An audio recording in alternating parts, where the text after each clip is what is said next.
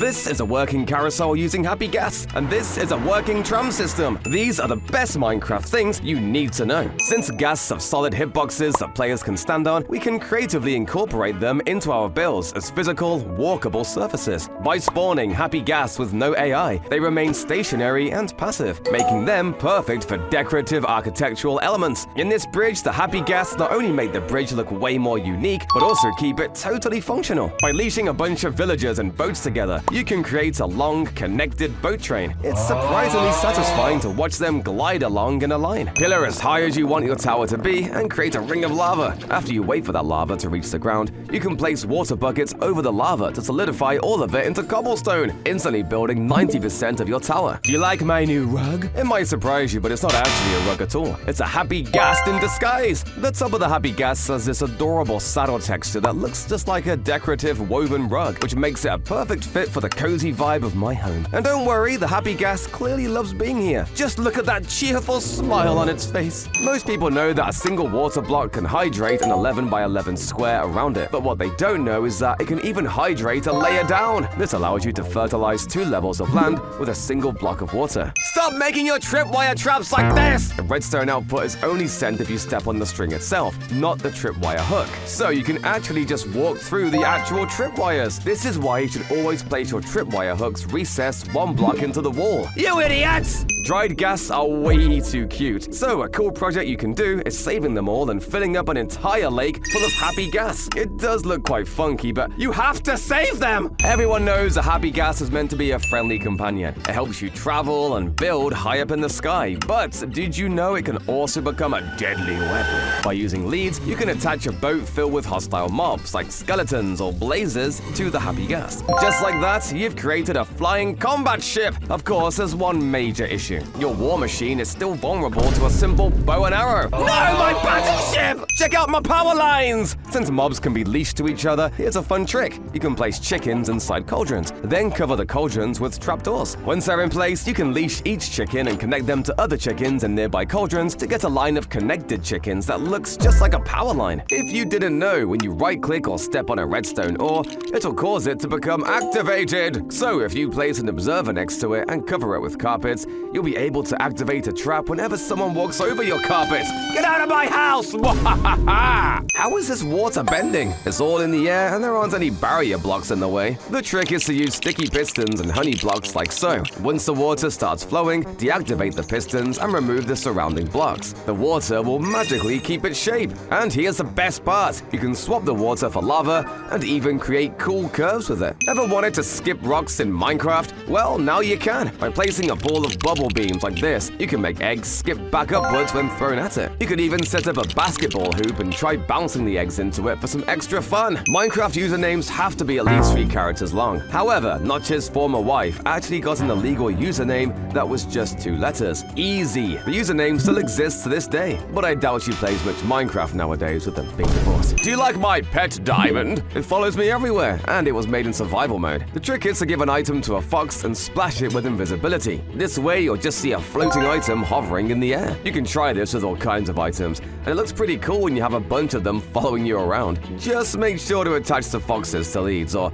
they might run off with your stuff. Hey, where'd you all go? It takes the warden 7 hits to destroy a shield. So how much strength do we have to give it for it to be able to destroy a shield in 1 hit? Well, as it turns out, you have to affect the warden with a strength level of 64. Anything less than that, and your shield will still be left with at least a little durability. If you walk on top of wall, the warden won't be able to hear you. However, something super overpowered you can do is as soon as the warden spawns, place wool where the warden spawns. This way, the warden will be trapped in his little cube, all confused. Unlike wool carpets, moss carpets don't catch on fire, so if you're in a fire-prone area like the Nether, consider using moss carpets instead of regular green carpets. They'll help keep your build much more intact. Water elevators will spill outwards, so signs are commonly used to stop the flow. However, a much more elegant design is using glow lichen. Not only do they stop the water from spilling, but it also provides a much sleeker design. Instead of building your house using ordinary blocks, try building it out of baby happy ghasts. By spawning multiple baby ghasts with no AI,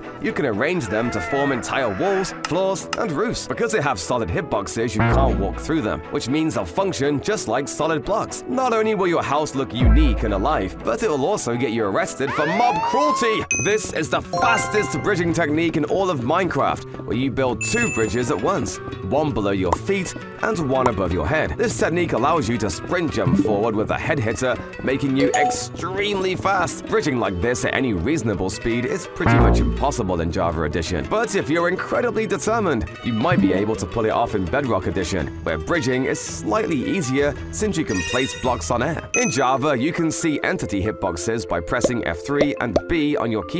This not only lets you see the hitboxes of regular animals, but all special entities too, like item frames, arrows, and paintings. Weirdly enough, however, if you open up a smithing table, the tiny armor stand in there shows its hitbox too. Does that mean this guy is alive? Did you know blazes originally didn't have eyes? They just looked like a yellow floating rock. However, Jeb decided to add eyes to the blaze to give it more personality. Stay away from these creeper heads! They may look like harmless skulls, but if you get too close, you'll get blown up. This trick works by leading a creeper into a hole filled with 7 layers of snow, then using a piston to squash a block on top of it. Your friends might think these are just regular creeper heads, but they'll be in for a surprise when the real one blows up. If you summon a baby happy ghast into your wall like so, it'll fit almost perfectly into the structure like a quirky animated brick. This is a mob sorter. Minecraft mobs will have slightly different heights, and we can use these tiny variations to actually sort them. With a little water carousel like this, we can push these mobs around, but only the mobs that are short enough will be able to pass through these specifically placed blocks. Since zombies and skeletons won't swim in water, they're the shortest and get sorted out first. Then creepers will get sorted out since they can swim and are thus higher up. And then the witches get sorted last since they're the tallest. You'd think a fancy mob sorting system like this would use some sort of advanced redstone wiring, but it's all just water. Now that's impressive. Don't use a regular skeleton grinder. You can make them so much better by just adding a single powdered snow block. This makes the skeletons convert into strays, which is good because strays end up dropping the same amount of arrows and bones as a regular skeleton. But it has one key advantage. On top of the regular arrows it drops, when it's killed by a player, the stray has an additional chance to drop slowness arrows. You're basically getting 3 additional tipped arrows by just placing a powdered snow block. Have you wondered how many banners there are in Minecraft? If you're just looking at the game's code, the answer is 16, one for every color of dye. But if you count all of the different possible combinations of patterns you can put on a banner, obviously the number gets a lot bigger than this. After doing the calculations, it turns out there are over 800 quadrillion banners in the game. Minecraft mobs never blink, which makes them arguably more creepy. However, this user actually made a resource pack that gives mobs different facial expressions. It really brings life into these undead creatures. When silverfish were first added, they were even more annoying than you could possibly imagine. Back then, silverfish had 10 hearts, as opposed to the 4 they have now. This meant that killing just one silverfish was like facing off with another player. So getting swarmed by more than a few of these little guys was pretty much a death sentence. Not to mention, there wasn't even the sword sheep back then that lets you attack multiple mobs at once, so you had to take each of these guys out one at a time. If you let all of the villagers die during a village raid, then the pillagers will begin doing a victory dance where they wave their arms up in the air. If this is a surprise to you, then you're not alone. Losing a village raid is actually kind of difficult, since as long as one villager survives, either blocked into their house or trapped in a hole somewhere, the raid never ends, and you still have a chance to beat it. How is this carpet floating? There's no string holding it up, just glow lichen. But how is this possible? Normally, both carpet and glow lichen need a supporting block, or they'll break. If you try placing a carpet and glow lichen like this, and then break the vertical lichen, everything falls apart. Instead, place a carpet and glow lichens, then break the block behind the glow lichen to keep the carpet floating. This lets you create seamless umbrellas without nasty strings hanging in the air. Did you know gold was added before diamonds in Minecraft? The original ore blocks included coal, iron, and gold, added all the way back in May of 2009. Back then, you couldn't even smelt it. You would just mine the ore and it would drop as a block. And it was pretty much just for decoration. And all these years later, it's still almost just as useless. Although warped and crimson stem blocks are technically considered logs, they actually can't be used as fuel in furnaces, and neither can their planks. But by converting all of the logs into planks, the planks into sticks, and then the sticks into ladders, ladders can be smelted. No, not chickens too! A lot of people who have have seen the original chicken texture probably assume it's just meant to have two black little eyes, each of them being 1 pixel. But in reality, there are 2 white pixels between the black ones, meaning it's supposed to have the same derpy outward-facing eyes that all of the other passive mobs have. Now I'll never be able to unsee this. Fortunately, Mojang had some sense, and when they updated all of the game's textures, they made the chicken's eyes look a lot more separated. A happy ghast is placed in a minecart, and a pig is leashed to it, causing the pig to float behind. As the minecart moves uphill, the pig gets pulled along, suspended in the air. This creates a fun and creative tram system using only vanilla Minecraft mechanics. It's so fun to ride on! Where is my base? If you're always forgetting where your base is, try renaming a few tools with your base coordinates. This way, the items you always have with you, like your sword and pickaxe, will tell you exactly where you need to go. These big obsidian structures surrounding the middle end island are often called obsidian pillars or end pillars by the community, but neither of those are its official name. According to the game's code, they're actually referred to as spikes. This is a pretty bizarre name, given that a spike makes it sound like the structure is going to be pointy, whereas these pillars are totally flat on the top. Something super odd is that if you damage an iron golem until a lot of cracks form and then give it the glowing effect, each of the cracks would have a glowing outline. The reason it looks so weird is because in older versions of the game, there was a bug that caused the glowing effect to be incorrectly applied to damaged iron golems. For a single version of the game, there was an item called a silver shulker box in the game. Now, this may sound like something really cool and special, but it was actually just a regular shulker box dyed gray. The very next update, they decided to rename it to light gray shulker box, which, let's be honest, makes sense. It's following me wherever I move! Creating this is pretty simple. Trap a husk inside a minecart, name him Dinnerbone to flip him upside down, and then use pistons to cover him with blocks so only his legs stick out, making them look like funky turrets. You can even swap him out for an Enderman, which creates much longer turrets. The direction can be controlled by standing on top of them like this. This is the dumbest way to lose your hardcore world. Whenever you first enter the end, there's a chance that the floating platform you spawn on won't actually be close enough to the island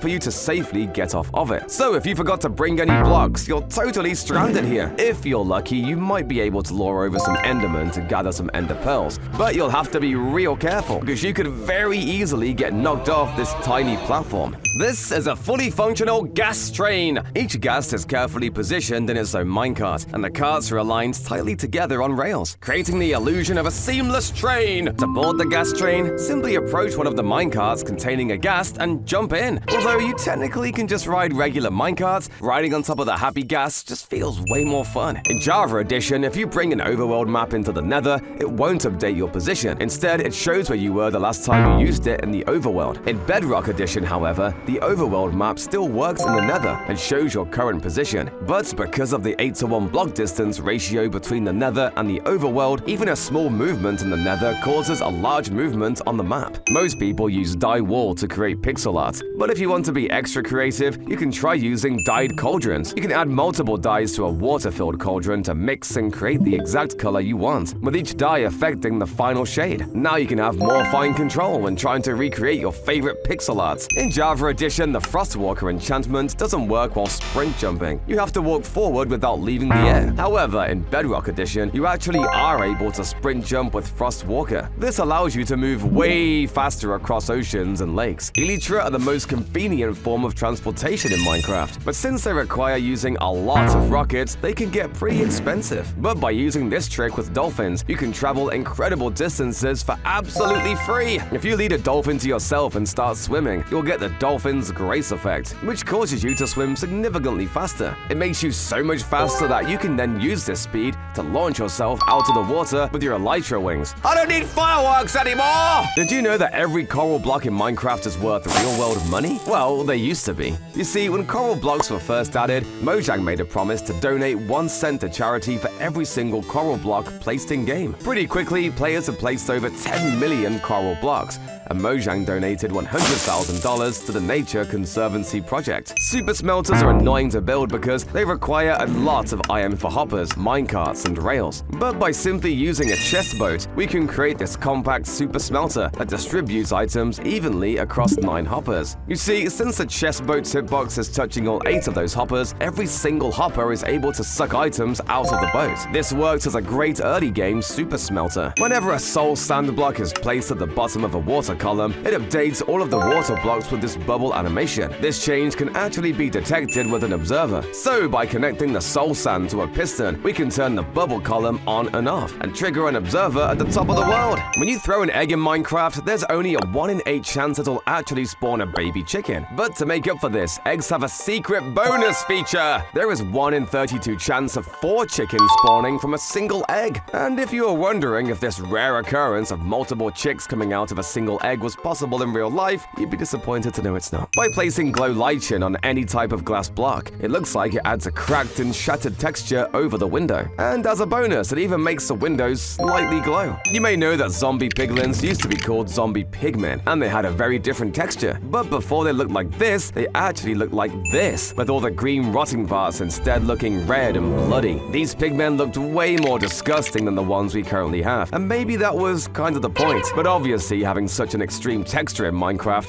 wasn't a very good idea. So they were made just a little less disturbing, though to be honest, still pretty disturbing. It's normally impossible to name a mob name tag in Minecraft. When you click a mob with an unnamed name tag, nothing happens. But by switching your language settings, you can actually rename the item to name tag in an anvil and then apply it to any mob. It's a cool trick that lets you bypass Minecraft's limits. How many items does it take to fully power a light-weighted pressure plate? Well, since it takes 15 entities to fully power, you'll need 14 full stacks of an item, plus 1 to create the 15th entity, for a total of 897 items. That's a lot, but the heavyweight pressure plates takes even more, requiring 141 entities to be fully powered. This means you'll need 140 full stacks of items, which is 8,960 items, plus 1 more to make it 8,961. However, you can also use non-stackable items like swords. Instead of using cobwebs for your barbed wires, try using dead brain coral. Its color actually matches the color of iron bars, but unfortunately, you have to be in creative mode to take advantage of this trick. By facing grindstones into each other like so, we can create a super sturdy looking fence. And hey, since they're also technically functional, you'll always have a convenient way to remove enchantments from anywhere in your base. This is Russian roulette inside of Minecraft. Just stand on the middle platform and eat a chorus fruit. You'll have a 50% chance to land on a pressure plate or be safe. Let's test my luck. Check out my waterfall mist! It works by using this obscure mechanic of llamas. Although llamas are usually neutral and won't attack mobs unless provoked, they will always instantly attack wolves that they see and start spitting at them. So if we hide a wolf and 2 llamas under our waterfall in such a way that the llama spit misses the wolf, their particle effects look exactly like splashing waterfall mist. Just don't look below the surface of the water. My happy ghast looks like a nerd! Normally, when you place a harness on a happy ghast, it wears a pair of oversized goggles that makes it look nerdy. But this clever creator took it a step further and created a resource pack, making the happy ghast even nerdier. They added a set of nerd teeth sticking out along with freckles on its face. It still looks quite adorable. Well, as long as you don't take the goggles off. Get out, nerd! Fun fact, with just a small area of magma blocks underwater, you can actually trap the warden. The warden's movement speed is too slow to escape the bubble beams that it ends up just spinning in circles. It's basically an underwater prison. Well, as long as you don't get too close and it sonic beams you. If you want to make a block more explosion resistant, well, you'll probably want to cut it in half. Seriously, whenever TNT explodes on top of a bottom slab, it does significantly less damage than usual. This is because the TNT thinks it's inside of a solid block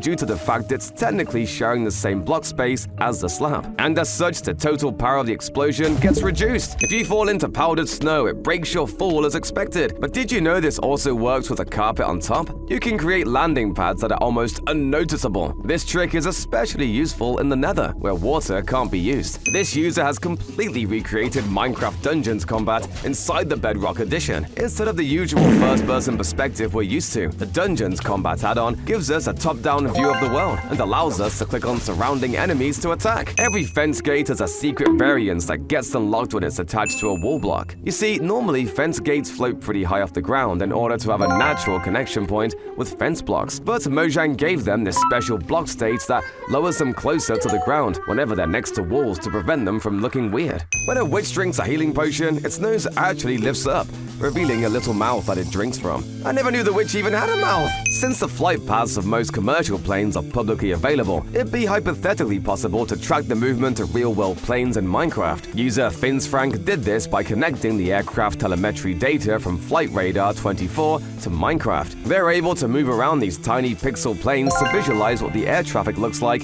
around Heathrow Airport. The list of blocks Enderman can pick up is pretty short, as Mojang didn't want to design them to just destroy everything you build. But of the very few blocks these mobs can pick up and place down, there are a few odd ones, such as cactuses, melons, and worst of all, TNT! The last thing I need is an Enderman teleporting into my base and placing a block of TNT in my storage room! Most people think nitwit villagers are completely useless because they don't have a job and can't trade with you. All they can do is walk around and sleep. But they have one key use. You can still breed new villagers with them. Yay! Iceboat tracks are often used to travel long distances since they're so fast. But one thing they suck at is traveling diagonally, because you have to be at a perfect 45-degree angle in order to avoid bumping the walls. Fortunately, there's a pretty neat trick you can use to make this a little easier. Instead of placing regular walls around diagonal iceboat tracks, you should instead be placing this pattern of flowing water, which is used to help keep players on the track. Carpets need to be placed on top of a block and will break without anything supporting it. But what's super strange is that carpets can be supported by blocks like water,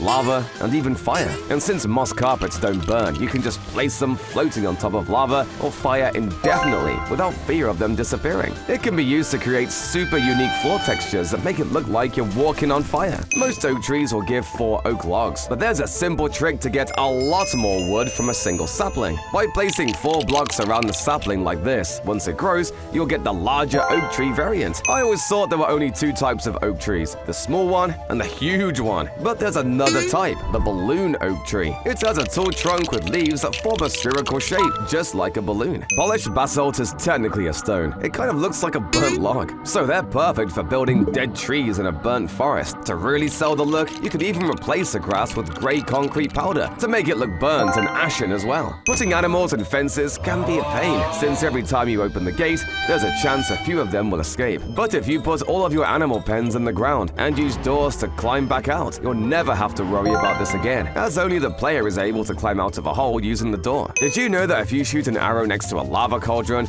the arrows will catch on fire? It's quite funny because it looks like the arrow isn't even touching the lava in the cauldron. However, if you enable hitboxes, you can actually see the arrow's hitbox touch the cauldron's lava, enabling it to catch on fire. When you place a plank down, it'll always face the same direction. But then how does my ceiling look like this? The secret is lecterns. The bottom of lecterns shares the same design as oak planks, and they can be rotated. It's a clever trick to make your builds completely confuse your friends. This is a fully functional merry-go-round in Minecraft. It works in a surprisingly fun way. Up above, I've placed happy ghasts inside minecarts, letting them circle around a central track. Hanging beneath each ghast is a pig, leashed in a way so that as the minecarts move, the pigs swing around in a circle. You can even hop onto the pigs yourself and go for a spin. Now, some may call this animal cruelty, but it's fun! Did you know when light bulbs were first added to Minecraft, their texture was actually high definition? While the main light bulb part of the texture was still 16 by 16 pixels, the tiny number in the corner indicating how bright the light block was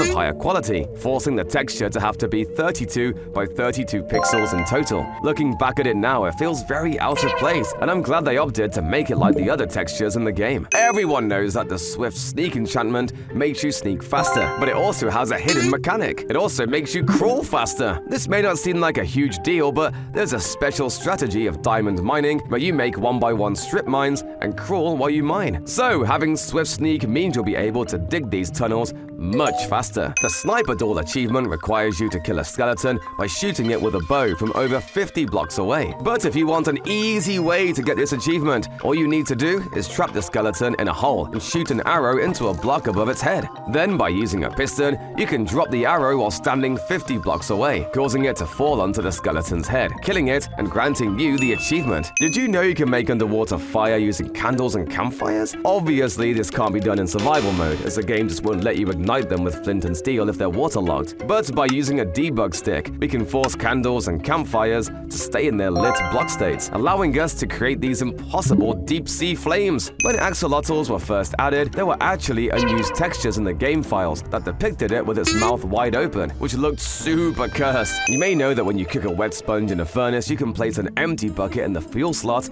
and it'll actually fill with water. But this doesn't even make any sense. Isn't the furnace boiling the water out of the sponge? If you bone meal a weeping vine, it grows downward until it hits a block, allowing you to safely climb down to the cave door in a matter of seconds. And then when you're done mining, you already have an easy way to climb back up. These armor stands are fighting! If you didn't know, in Bedrock Edition, when an armor stand is powered by a redstone signal, it strikes a pose. By placing some rails and pushing the armor stands onto an activator rail, they'll look like they're fighting as they move. Most players don't know that leads actually function in boats, allowing you to transport multiple mobs in one boat ride. No more tedious trips back and forth with just one animal at a time. Since you can stack any entity in Minecraft on top of each other, you can summon a minecart on top of a flying mob like a bee and ride it. Although you can't control where the bee is going, this would at least make for a pretty cool minigame where you have to try and fly as high as you can by hopping between minecarts. Ravagers are super scary! They can deal 9 hearts of damage to you in a single hit. Thanks to their large hitbox, you can just dig 3 blocks down and safely hit them from below. Alternatively, you could stack up 8 blocks and use a trapdoor to put yourself in crawling mode, which puts you at just the right height to both be out of the Ravager's reach while still being able to hit him yourself. Piglins get furious if they catch you opening a chest. Luckily, there's a way around this. Just place a hopper underneath to extract all the items, and you can take them from the hopper without upsetting the piglins. You can duplicate blocks using the stone cutter.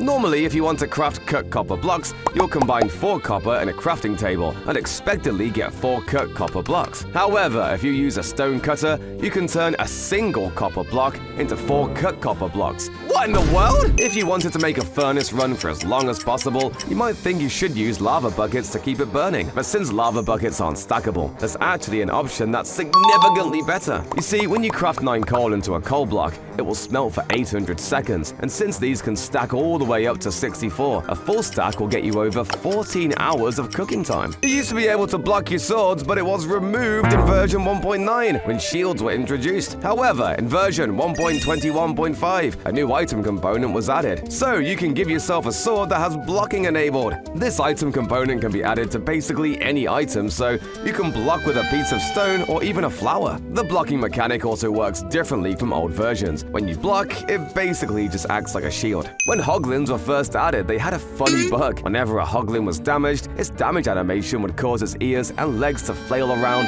way too much, resulting in a pretty hilarious flapping of the hoglin's ears. The first unofficial mob vote happened back in 2016. Jeb made a poll on Twitter asking if Minecraft should have llamas or alpacas. Ultimately, llamas won out and were eventually added to the game. Unlike all of the mob votes that happened after this, there wasn't really much drama from this simple Twitter poll mob vote, and everyone seemed happy with the outcome. Very few people likely remember that desert temples weren't always decorated using terracotta blocks, since when they were actually added to the game, terracotta didn't even exist yet. Instead, all desert temples were decorated using orange and blue wool, which in hindsight does look pretty weird, since we're so used to seeing this place filled with terracotta, or should I say hardened clay, because that's what terracotta used to be called before it had its name changed. Man, this one structure has been through a lot of changes. You can turn the happy ghast into a nuclear machine. Using a command block, you can summon a ton of TNT at the happy ghast position. Now when you ride the happy ghast, TNT will rain from above and blow up your enemies. Or if you don't want to use any commands, you can stuff creepers into boats, attach them to your happy ghast, and just fly towards your enemies to blow them up. Ladders are really weird. If you place a ladder down against any block, it becomes paper thin. For a clearer view, try placing a ladder on a barrier block. What's crazy is that it's even thinner than its dropped item form. The same goes for vines, where you can barely even see the texture from its side. Frogs are normally pretty rare, only spawning in occasional swamps. However, on this seed, hundreds of frogs spawn repeatedly across your world. Help, there's so many! Normally, strongholds are hidden underground, but this seed is an exception. Here, the strongholds library is completely visible above water, making it easy to spot from the surface. Enchanting already feels like it takes a lot of luck, but when enchanting tables were first added, it was literal gambling. The current enchanting tables allows you to preview one of the enchantments you could get on your item, but this didn't always exist. You just had to cross your fingers and hope that whatever you're about to spend all of your levels on is going to be worth it. And it's Aqua Affinity. Great, thanks. Veteran players likely remember that it used to be impossible to place two chests next to each other. If you try to place a chest next to another chest, it would combine into a large chest. And then if you tried to place a third next to that, the game just wouldn't let you. This meant that your chest rooms would always have these awkward gaps between the chests, which was really ugly and a huge waste of space. Eventually, we got the trapped chest, which can be placed next to regular chests. But every trapped chest you make costs one tripwire hook, which can get pretty expensive pretty quickly, so you'd have to be really rich if you wanted to place your chests next to each other. It was only in 2018, during the 1.13 update, that Mojang finally decided to let us place chests down side by side, 8 years after the block was first added to the game. I wonder what took them so long. In Java Edition, once a trident has been thrown and lands on the ground, dropping it onto other mobs will not deal any damage. This is because Java Edition only registers damage from the trident's initial throw.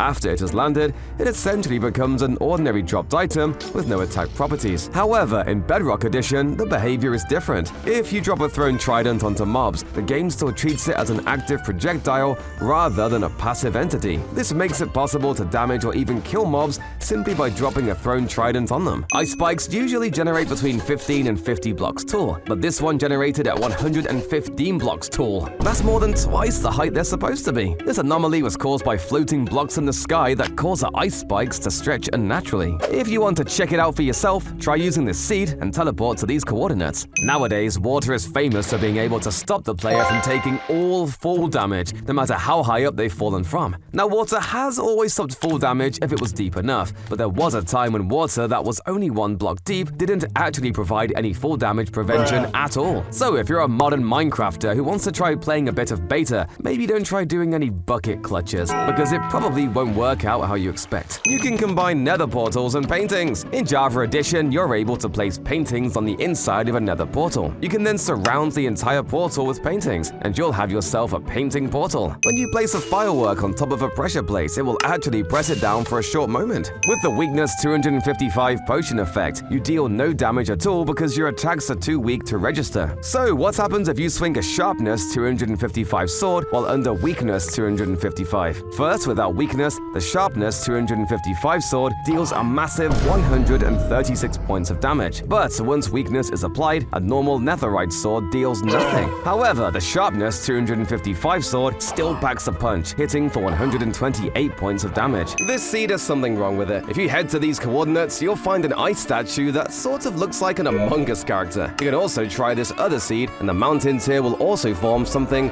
suspicious. If you name tag a slime in Java Edition and then kill it, the name will actually be split to all the smaller slimes. But if you try the same thing in Bedrock, you'll be disappointed and find that killing the named slime will result in smaller slimes without any names. If you drop a dripstone onto a villager standing in cobweb, the cobweb will actually save the villager. But that's not the only block that can protect the villager. Place a villager in powdered snow, and it somehow protects it from dripstone damage as well. How about sugarcane? Nope, the villager dies this time. Okay, what if a villager is swimming in water? Yep, water will protect the villager from dripstone. When creative mode was first added to Minecraft, the developers decided to help get you started in every new creative world you create by putting a bunch of random blocks in your inventory. Maybe some people found this useful to quickly get to building something cool, but I think in general, most people probably prefer to chuck everything out and start with an empty hotbar, which they could fill with whatever blocks they wanted to build with themselves. I don't know, I never really understood the point of this feature, and I was glad to see it get removed. Let me know if you ever actually just use these default blocks to build with. I bet you'll say no. Pigs seem pretty useless nowadays since they only drop pork chops, which aren't even the best food in the game. But originally, pigs were super useful because pork chops were the only food in the game. Not every mob dropped meat in the beginning. Cows just gave you leather, chickens gave you feathers, and sheep gave you wool. This made pigs super useful, but that glory didn't last long, as pretty quickly Mojang decided that other mobs should give the player food too, and now pigs are pretty much only good for riding. And they're not even the best at that either. Useless pig! Did you know villagers don't have a range for trading? You can throw ender pearls to be separated hundreds of blocks from the villager, and you're still able to trade with them, no matter the distance. But it gets even crazier. When you trade with villagers that are in unloaded chunks, it actually allows you to trade with them an endless number of times. This is called void trading, and it's a super easy way to get a ton of resources without villagers hitting their trading limits. Maybe you could call this cheating, but you know what I choose to call it? Easy money, baby! Woo! Ouch, my head! Anvils will damage any player or mob that it falls on. However, wearing a helmet reduces this damage by 25%. Be cautious though, this protection comes at a cost, as the helmet loses twice as much durability compared to other armor pieces. Whenever a raid begins, villagers will rush to ring the bell. However, we control them by setting up trapdoors and lava. Now, start the raid, and as the villagers try to ring the bell, they'll fall right into the lava. Mwahaha! Ever wondered what a village would look like without houses? Well, this seed actually has one. There's a few hay bales and path blocks, but not a single house in sight. Unlike in Bedrock Edition, where you have to pay $10 every time you want to change your name, Java Edition lets you update your username once every month at absolutely no charge. So that begs the question, who has changed their name the most number of times? Well, with a total of 116 name changes, the record goes to Flummox. Well, that's their name for now, until they change it again. Flummox has consistently changed their name every single month since February 2015, and it looks like they showed no sign of stopping. I guess they just really haven't found a name they like yet. Did you know minecarts can travel on water? On the Bedrock Edition, you can send a minecart towards a bubble column, and it will zip along surprisingly quickly. It's a great way to make your roller coasters much more exciting than the classic rails. In the Java Edition, this method also works, but the minecart tends to slow down over time. However, there's a trick to keep it moving. Place a boat inside the minecart, and now the boat can efficiently ride on top of the bubbles. It's too good! Most of the time, you'll spawn on a large area of land, but on this seed, you'll only have a few blocks and a tree. This seed is only for the best Minecraft players. While getting your boat crashed on the shore is somewhat understandable, this is inexcusable! Because this shipwreck somehow crashed on the side of a massive cliff. It's floating over 30 blocks above the sea. How does this even happen? This is a naturally generating circle in Minecraft. It's the only one of its kind, and it really feels like this has to be fake.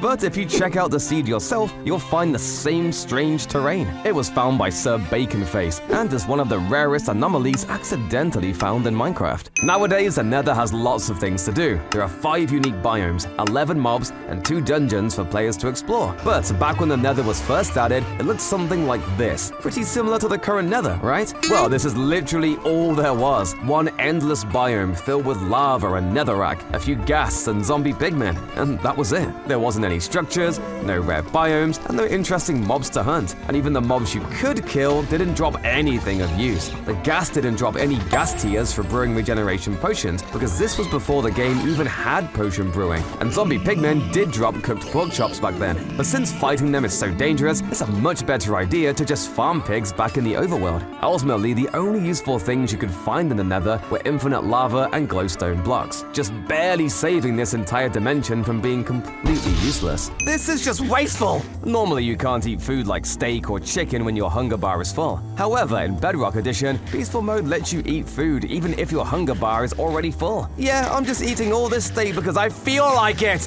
How'd you like this, vegans? Nowadays, Mojang tries to make Minecraft a very ethical game and discourages players from harming innocent animals. But originally, the only way you could get wool off of a sheep was by punching it. This was a bit different from other mobs, where you got loot from them by actually killing them and putting them out of their misery. The best way to farm wool was to just punch a sheep, wait for it to grow the wool back, and punch it again, continuing the cycle until you slowly beat it to death. Obviously, that was way too cruel to keep in the game, so thank goodness the developers gave us shears. Sorry, sheepy, my bad. This is one of the craziest seeds ever. It generated a woodland mansion, pillager outpost, and village all together in the middle of this lake. The second you load in this terrain, the pillagers will immediately go after and kill the villagers. There's also floating islands above, and a waterfall pouring down on the buildings. However, if you head directly below the lake, you'll see the huge foundations for the structures. And if you keep going down, you'll also find the stronghold. Corner glass panes are broken. When you press your body against the edge of it, you can actually reach on the other side and place blocks there. The same thing happens if you do it against an iron bar corner. Pillager outposts spawn with these cages that can have iron golems and allies in them. There are usually only a few, but this seed created an outpost that had a total of 9 cages. So if you broke all the cages open, you could have a small army of golems to help you take out all of the pillagers.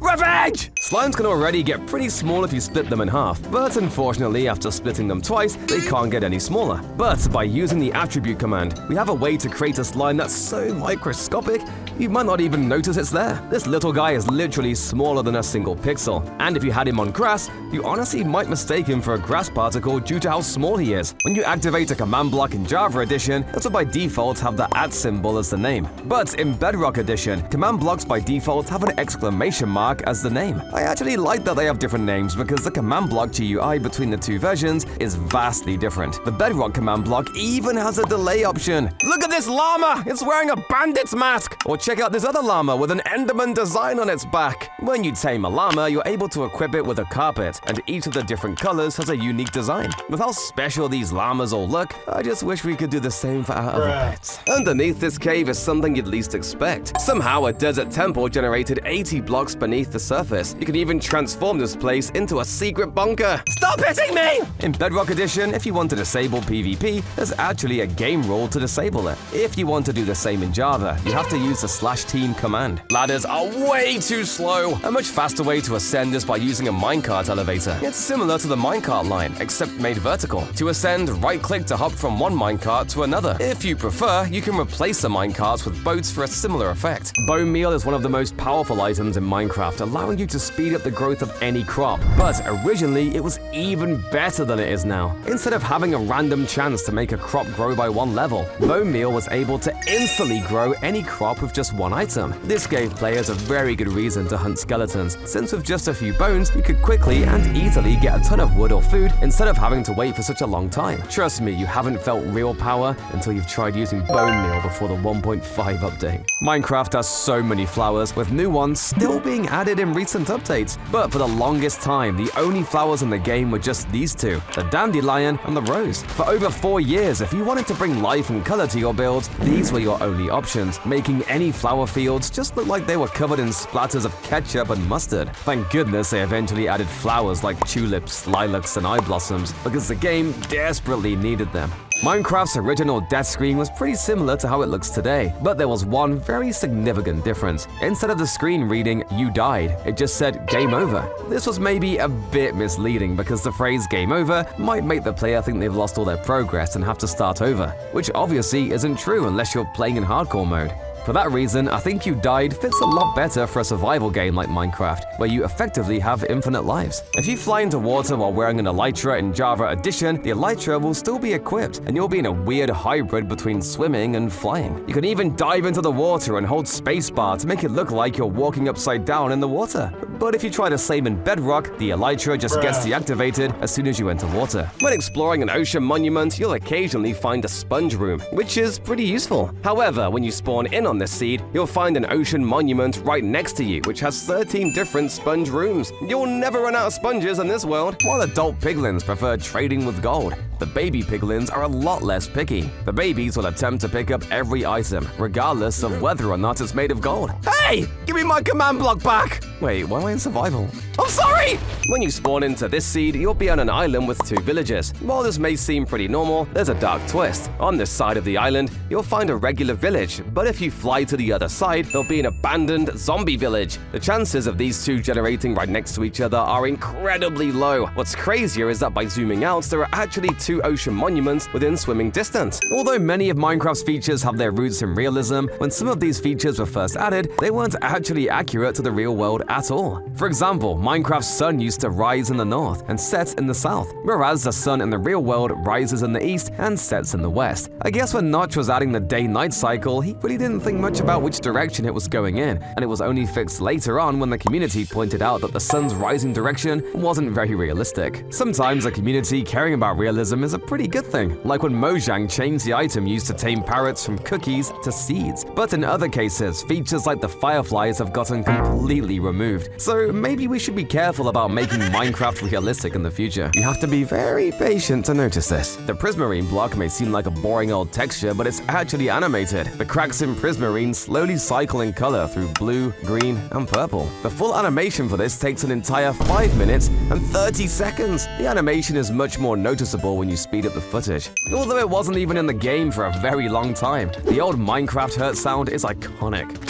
There's something so satisfying about hearing this sound whenever you take damage, and even though it might not be a perfect fit for the modern game, I wish they consider at least adding it back to the game via the Programmer Art resource pack, which contains all of the old Minecraft textures. Add it or I'm boycotting Minecraft! You might think you could just use fence gates to go in and out of your farm, but back in this version of Minecraft, fence gates didn't exist. So instead, players had to either break and place back their fences, place blocks near the fence to parkour in and out, or the ugliest option, use a regular regular door as the entrance to your farm. None of these options were very good, but most people would end up choosing the door option because while it looks absolutely terrible, it did happen to be the most convenient. But today, I think I'd rather stick with fence gates now that we have them. On this jungle island, you'll discover not just one, but 2 jungle temples filled with diamonds and armor trims. If you zoom out, the mountain on the island resembles a volcano. We can add some lava on the top to make it look like it's erupting. This is one of the most impressive things ever created in Minecraft. It's the entire recreation of the Breath of the Wild game inside of Minecraft. It took the creator Grazi 3 years to build the map, and it's honestly quite satisfying watching how he builds some of these structures. This is definitely one of the largest achievements in all of Minecraft. This seed boasts a 60-block tall woodland mansion, which is impressive on its own, but inside you'll find a village, a ruined portal, and even a half bed, all within the mansion. By using a copper grate, we can put our pets into cages. First, we make our pets sit and place a copper grate above them, with a piston angled down into the grate. Then when we power the piston, our pet will be trapped inside! This works because copper grates are considered to be a transparent block, meaning they won't suffocate the mob inside and cause it to take damage. We could then add some extra details with a trapdoor on top to finish it off. Alternatively, we could use a mangrove root block instead to make it look more like a wooden cage instead. I swear,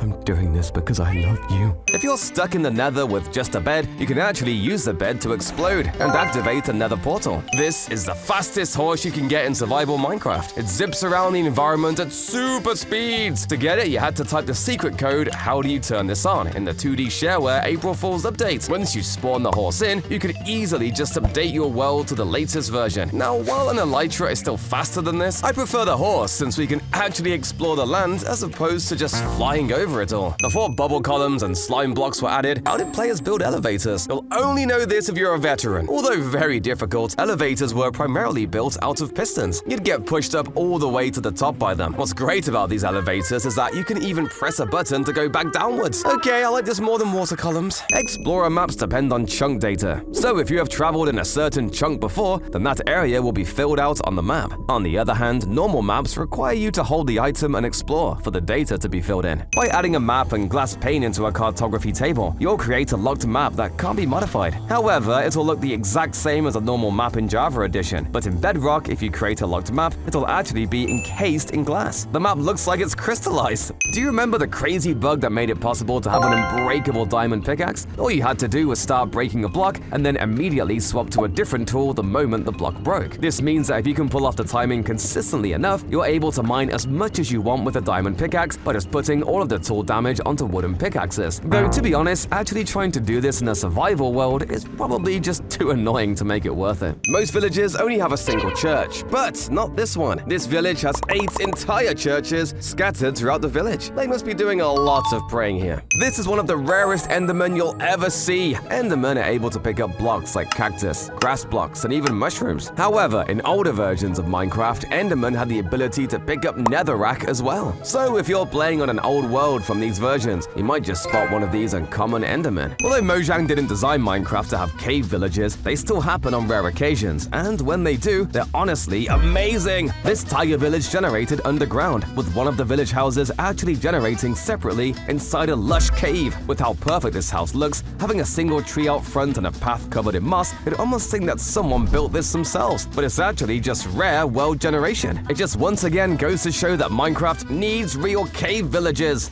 These twin islands contrast each other perfectly. The first, a jungle island, is lush with bamboo and features a ruined portal alongside a stunning cave entrance. The second, a mesa island, is encircled by a warm ocean, decorated with vibrant coral reefs around its perimeter. Additionally, there's exposed gold on the surface that's ready for mining. In Bedrock Edition, hearts move down when having regeneration, while in Java, the hearts move up. It definitely makes more sense for the hearts to move up. If you punch a pufferfish in Java Edition, the pufferfish won't inflate. The Java pufferfish only inflates when you get near it. In contrast, in Bedrock, punching will cause the pufferfish to puff up. Haha! It's like a piñata! Oh, whoops. If you look closely at some of Minecraft's textures, you can see there are hidden shapes and faces in a lot of them. One pretty weird example of this is in Minecraft's map texture. You see, the edge of the map has this torn and crinkled appearance, and if you look at this part on the right edge of the paper, you might notice it looks a bit like a face with closed eyes, a strong brow, a blocky nose, and a smirk. It probably wasn't put there intentionally, but it's still pretty cool. In Java Edition, if your bed is surrounded by blocks like so, your respawn point will be considered obstructed. When you die, you'll respawn at the world spawn point instead of at your bed. In contrast, Bedrock Edition is much more lenient. Even if you cover your bed with a large number of blocks, you'll still respawn at or near it. You can place your bed deep underground, and the game will still find the nearest open space for you to spawn. It almost feels like magic! If you try to place blocks below the void in Bedrock Edition, you'll get a warning message. In Java Edition, attempting the same simply won't let you place the blocks, but no message will appear. In 2010, stars made their first appearance in Minecraft's night sky, and they were almost twice the size of the stars we see today. Among them, something special stood out. 2 stars were touching, creating a unique pair in the night sky. 4 months later, the original stars were replaced by 780 new stars. These new stars have the modern star positions that we're all used to, but they're still super big, which led to 7 new pairs of touching stars. Fast forward to version 1.3.1, when the stars were finally resized to their current smaller size. This change had an unintended consequence. Many of the touching stars drifted apart, leaving only 1 pair still connected, stars 202 and 365. Then came version 1.21, which altered the star code and separated even this last pair. Thankfully, Mojang fixed the code in version 1.21.2, reuniting the 2 stars. You can even see this charming detail for yourself by using specific commands, lowering your FOV and zooming in with a spyglass. If you look really closely and compare the chest models in Java and Bedrock Edition, you'll see that Bedrock Edition chests look slightly bigger. That's because the item textures are using older models from Pocket Edition, so they almost look like they're taking up a full block. Have you ever seen a biome you were looking for and then got disappointed that it was kind of small? Well, this seed takes that to a whole new level, as it generated with a frozen ocean biome that is literally 1 block wide. As you can see, the entire biome is just this pillar of ice sticking out of the water. Normally, frozen oceans actually have a layer of ice over the water, with big glaciers too, but this one only has room for a few ice blocks. But believe it or not, we can go even smaller, because in some experimental versions of the game, there have been biomes found that are not only 1 block wide, but 1 block tall too. So the whole biome is literally just 1 block. Honestly, it's possible we're always running by little 1 block biomes all the time, and we've just never noticed. Maybe that dirt block right there is a rare biome that no one's ever discovered yet. Nah, it's just a dirt block. If you use a spyglass and then move your camera super quickly in Bedrock Edition, you'll see that the spyglass doesn't correctly follow along with the rest of your body. On the other hand, in Java, the arm and spyglass correctly animate even when you move super quickly. Have you ever seen this block in Minecraft? Well, if so, then you're definitely breaking the rules. No, this isn't the Temu version of a lucky block. This is actually Minecraft's placeholder block that it generates whenever the game isn't sure what block it's supposed to be placed in the world. You see, if you were to play Minecraft in an older version of the game, then newer blocks like pale oak trees and crafters wouldn't be able to exist. So Mojang added a way to tell the player that they're probably doing something they shouldn't be by replacing all blocks from future versions with this question mark block. It actually used to say update to tell players they should update their game to fix the problem, but I guess they decided bright green text on a noisy brown background was a little too hard to read, so they just slapped a question mark on it instead. Before heading to the end, most people bring 12 Eyes of Ender to activate the portal. However, each portal block has a 10% chance of being pre-filled, which means there's a 1 in 1 trillion chance for a portal to be fully activated from the start. Like with this seed. Check this out! A minecart chest spawned directly inside a monster spawner. This rare setup occurred because a dungeon generated right into a mineshaft, placing the spawner directly on top of a minecart chest. The chances of a dungeon having this is roughly 1 in 4.8 million, as calculated by this Reddit user. Most players think blazes can only shoot fire charges, but if you get close to them, they'll also melee attack you. In Bedrock Edition, skeleton and zombie horses are attacked by the conduit. These horses may seem like hostile creatures, but they're actually passive mobs that the player can even get on, so it doesn't make too sense for the conduit to be attacking them. Minecraft's fire is very forgiving, but it used to be just as rampant and dangerous as real fires are. If you were lucky enough to generate a lava pool in a forest, well, the forest fire would spread so quickly that you had no shot of putting them out. Best thing you can do is just start gathering materials to build a house in some recently flattened land. Well, most pirate ships are completely destroyed. Somehow on this seed, a pirate ship spawned without any damage. It's just floating above the water, ready to set sail. Across the waters, there's even a zombie village for you to explore. If you want a ton of loot, you'll love this seed. 10 blacksmiths spawn all in the same village, which is actually the world record. The villagers will probably put you on a hit list for robbing them all though. If you go underwater in both Java and Bedrock Edition, you'll see that the underwater brightness is much brighter in Bedrock Edition. This is how you can share a bed with a villager. Normally, breaking making a bed with a sleeping villager wakes them up and makes them leave. But if you break and place the bed at the same time in creative mode, the villager will keep sleeping, and you can click on the bed to join them. It doesn't look very comfy though. The chest feels like it's been around since the beginning of Minecraft, having undergone very few changes. But did you know that originally, instead of having its slightly slimmer block model with an opening animation, it was literally just a solid block? It didn't animate. The double chest variant looked really weird, and it wasn't even rotatable. The latch just always faced west. I'm very glad we now have the new model and animation because the old chest just didn't feel right. If you encase a bee in end rods, the bee will completely break. While the bee has more than enough room to fly out, its AI breaks it and it just keeps trying to fly towards the rods. One of the rarest types of accounts in all of Minecraft are duplicate accounts, where two players share the same username. This can only happen as a result of a glitch, but surprisingly it's happened several times in the past, both intentionally and unintentionally. Most famously are the two accounts both named Smidge, which were both acquired by Dream, although one of them was eventually renamed by Mojang since his video on the topic blew up. Many of these duplicate name accounts have been fixed, but of most, there was one name that existed across 72 different duplicated accounts, being the username Dakar. Just imagine 72 people with the same name and skin swarming you in a server. That'd be terrifying.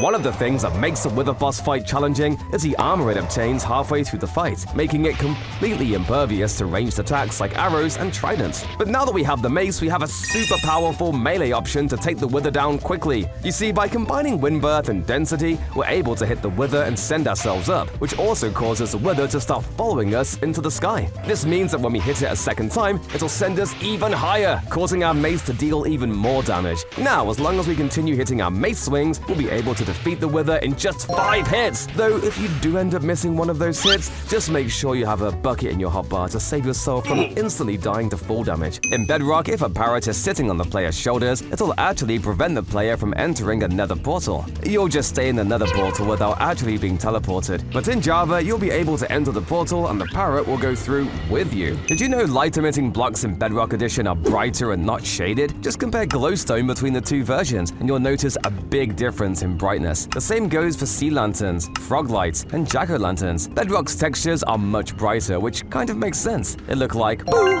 instead of blee. This skeleton spawner is literally at the very bottom of the world, creating the only bedrock dungeon in Minecraft. It exists at the end of a hallway in an abandoned mineshaft, and both structures seem to have curved out significant portions of bedrock to create their rooms and halls. What's so crazy about this spawner is the fact that it only generates on older versions of the game if your render distance is turned down low. If you instead generate the world with your render distance too high, the dungeon just won't appear, meaning it's possible for seeds to completely change based on your game settings. I'm never missing your seeds again. I'll play on a render distance of 2 for the rest of my life! If an axolotl is struck by lightning in Bedrock Edition, it'll instantly die. There's no chance of saving it. If an axolotl is struck by lightning in Java Edition though, it'll be alive for a few more seconds and you can save it if you're quick enough with a water bucket. You're saved! Now time to feed you to my sword! But what's even crazier is this pillager outpost that spawned at the top of a mountain island. It looks like a lighthouse overlooking the ocean. If you've been playing Minecraft long enough, you probably remember when zombie villagers looked like this.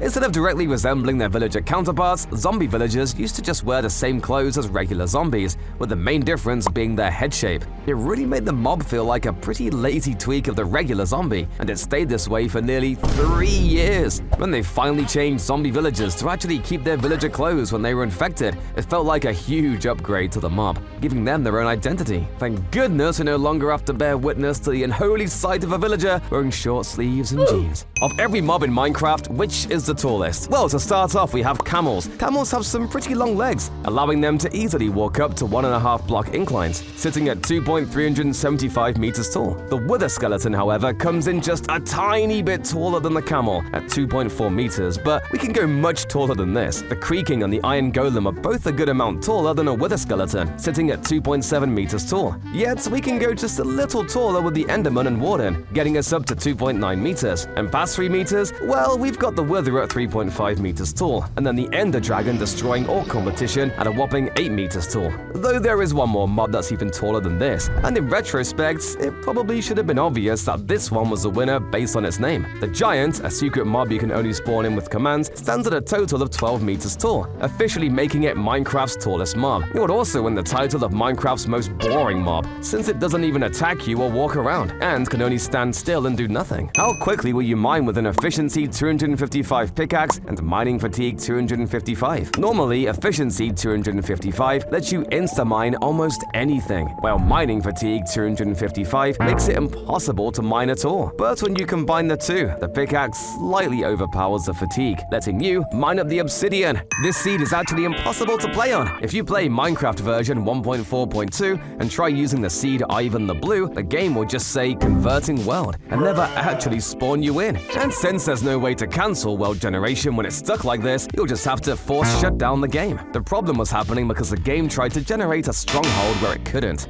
Pressure plates offer a quick way to enter your house, but the downside is that mobs can enter your house as well. A much better alternative is this machine. Once you open the door, it gets quickly shut behind you, so there's only enough time for you to get in and not any mobs following you behind. This is playable Minecraft inside of a chest. There's everything from running across your world, breaking blocks, crafting items, and traveling through caves. This insane creation was created by SethBling, and it works by taking a slice of your Minecraft world and rendering it inside of a chest. Minecraft actually used to be a stealth game. Well, sort of. You see, back in the day when 2-block tool plants were first added to the game, like peonies, tall grass, and sunflowers, you were actually able to hide inside of these plants, preventing monsters from being able to see you. So if a zombie was chasing you and you quickly jumped into some tall grass, all of a sudden you'd just be completely safe. Even skeletons would stop firing at you if they couldn't see you from behind a rose bush. Unfortunately, this bug was eventually deemed a little too overpowered and was patched out in Minecraft 1.9. So don't think that your little sunflower is going to keep you safe from the Wither anymore. In Minecraft, when your pet dies, a sad death message usually appears. However, in Java Edition, you won't receive any message if pets like horses or llamas die, so you might not even realize they're gone. In contrast, Bedrock Edition shows death messages for tamed donkeys, llamas, trader llamas, horses, and mules, making it easier to know when one of them dies. Water breathing has a magical property in Bedrock Edition. Here, if you splash an aquatic mob with water breathing, it'll actually survive on land. This is more like an oxygen potion, not a water breathing potion. How fast can you die by the void in a new world? This seed has a ruined structure that generated low enough to replace some bedrock with netherrack, allowing you to mine straight down from spawn and reach the void in seconds. If you summon the giant mob, you'll quickly find out that it has no AI. It won't even burn in the sun. However, if you've ever wanted a functioning giant, all you have to do is summon a regular zombie and increase its scale by 6. Now the giant will try to attack us.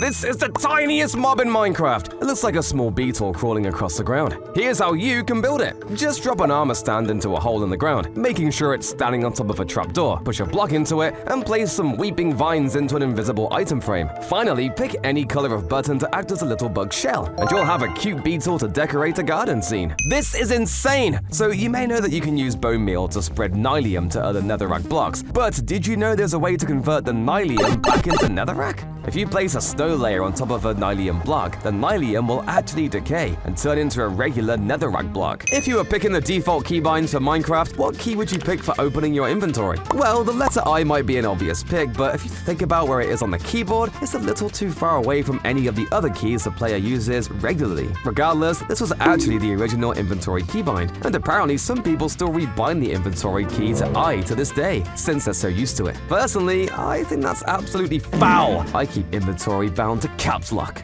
In Minecraft, there are many types of illegal items, from impossibly powerful weapons to glitched blocks. For example, this sword has a sharpness level of 255, which is so big it actually breaks the enchantment text, and is strong enough to kill the warden in 2 hits. Then there's these weird half-chest blocks, which, despite their glitchy looks, still work as functioning containers, although they don't make any sounds. But although many of these illegal items are only accessible with commands, some were actually possible to obtain in survival mode. The petrified petrified oak slab looks just like an ordinary wooden slab, but it isn't! It doesn't burn and needs a pickaxe to be mined, making it more like a stone slab. The way to get them is by crafting a wooden slab back in an older version of the game, before other types of wooden slabs were added, and then updating to a newer version. All of the old wooden slabs still became petrified slabs, giving you a way to create fireproof wooden houses. This is incredibly cursed. Everyone knows that if you name a mob Dinnerbone or Grum, it'll flip upside down. But did you know the same is true for the player? Now, obviously you can't just hit players with a name tag to rename them, but if you have the actual account called Dinnerbone, your player will be flipped upside down.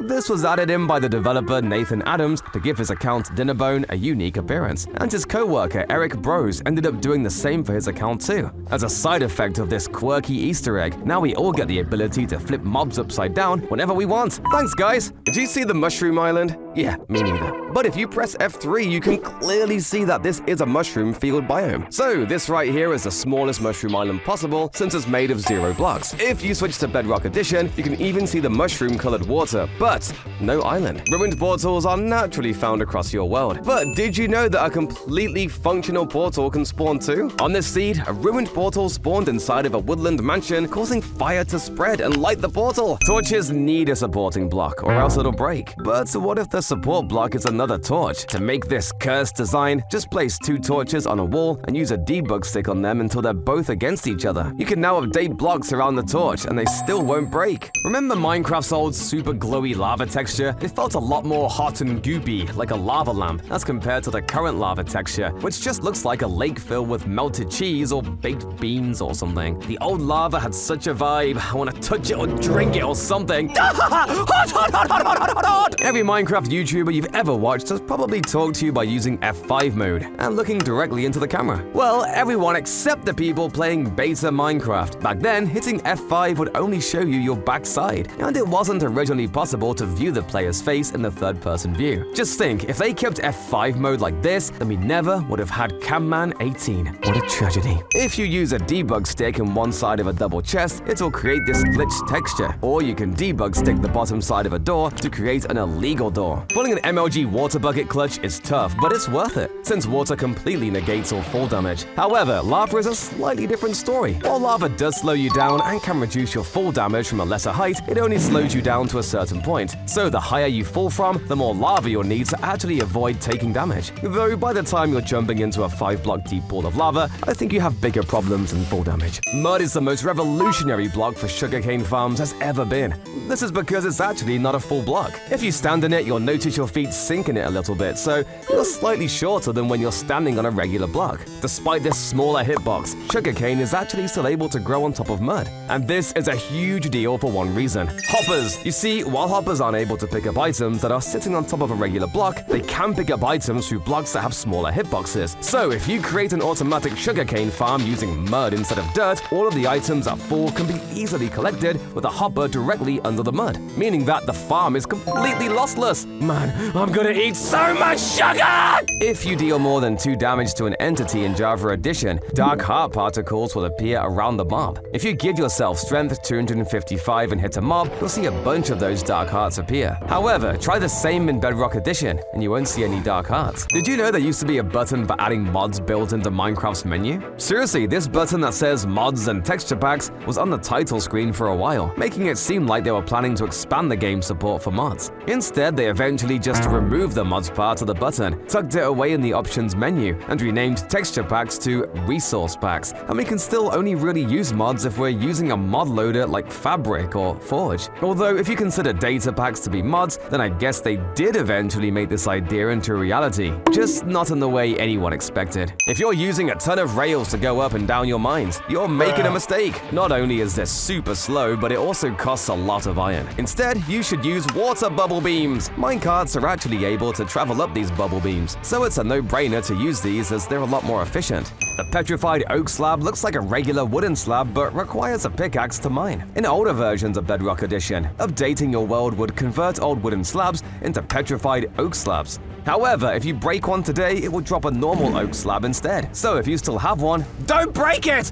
It's rare! Most music discs sound beautiful, but there's one disc that's hiding a dark secret. Disc 11. It sounds creepy with a bunch of eerie and static noises throughout the song. If you visualize the audio through a spectrogram, it'll draw out Steve's face, as well as the numbers 12418, which stand for the creator of the track C418. But that's not where the mysteries end. The track runs for exactly 1 minute, 11 seconds, and 111 milliseconds. Spooky! Bedrock Edition is censored! In Bedrock, any offensive word you type gets censored. It happens in everything from writing on signs, renaming items in an anvil, or writing in a book and quill. No bad words are allowed on Bedrock. Have you ever wondered how the hopper minecart is able to dispense items into containers below it? Well, there's actually a tiny hole at the bottom of the minecart where the hopper's tunnel is able to stick through. It's an incredibly small detail that most people will probably never notice on their own, as there aren't many times you're actually able to see the underside of a minecart. But it's fun to know that it's there because it actually makes a ton of sense. I always thought the items are somehow magically traveling to the bottoms of the minecart or something. Mangrove swamps typically don't spawn in the ocean, but this one defies the odds. It's formed right next to a desert village, creating an unusual yet fascinating combination. Light blocks are very different in Bedrock Edition. Light blocks here will get replaced by placing a block in its place, can be moved by pistons, and produce particles when broken. Even the item textures look vastly different between the two editions. This is the most illegal looking island ever. You'll find a village, shipwreck, an ocean monument, and oh yeah,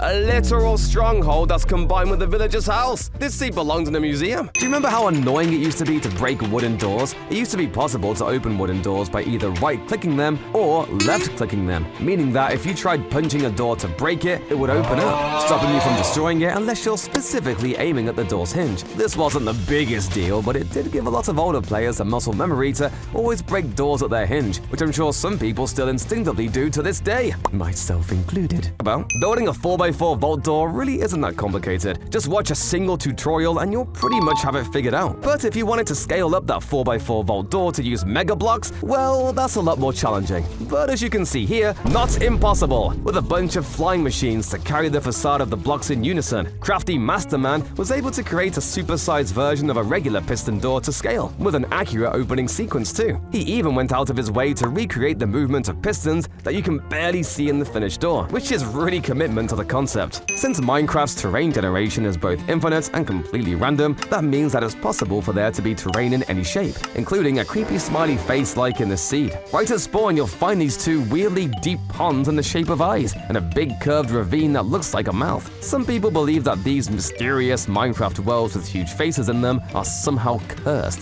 but that can't be true, right?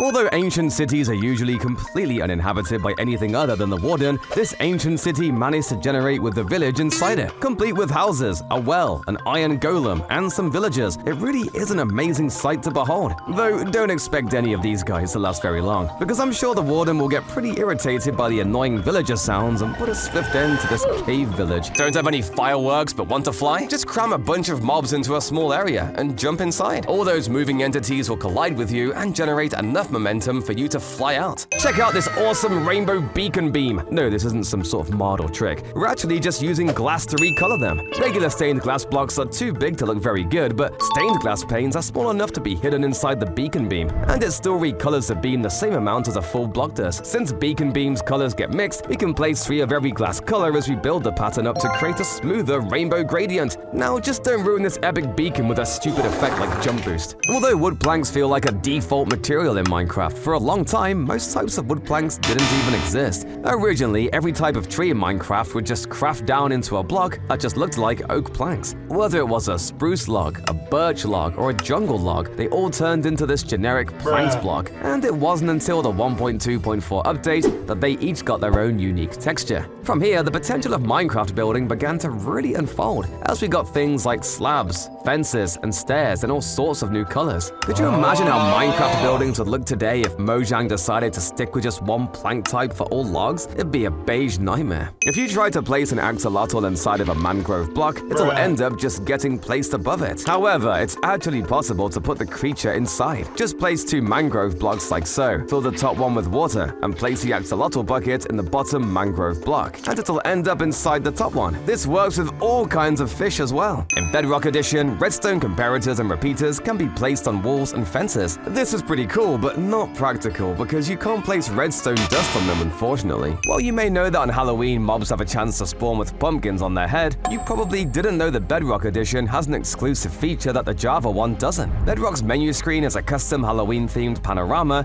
during the Halloween seasons. I'm jealous! When you spawn with this seed, you'll find yourself on top of a mangrove tree, with a desert village unusually located right next to you. Remarkably, this village is generated in the middle of a vast mangrove swamp. How am I climbing this wall? You might guess it has something to do with these maps, and you'd be correct. When you place a map into an item frame, it will cover the face of the block. However, you're actually able to still place a vine into the same spot. This creates the illusion that you're climbing the wall with no visible support. This trick only works with vines and not ladders, as the larger hitbox of ladders causes the item frames to pop off. One of Minecraft Alpha's most annoying features was the fact that leaves were permanent. This meant that when you chopped down a tree, all of the leaves stayed floating in the air. So, if you wanted to clear out part of a forest to build your house, you have to manually punch every leaf one by one until they were all gone. This was so boring and not fun at all, so the leaf decay mechanic was pretty essential to prevent Minecraft from becoming a leaf punching simulator. There are very few baby mobs that can't spawn naturally, and there's one that you might not even know exists at all. When a wandering trader spawns, it has 2 trader llamas attached to it with their unique textures. And if you actually breed these 2 using hay bales, you'll end up with a baby trader llama.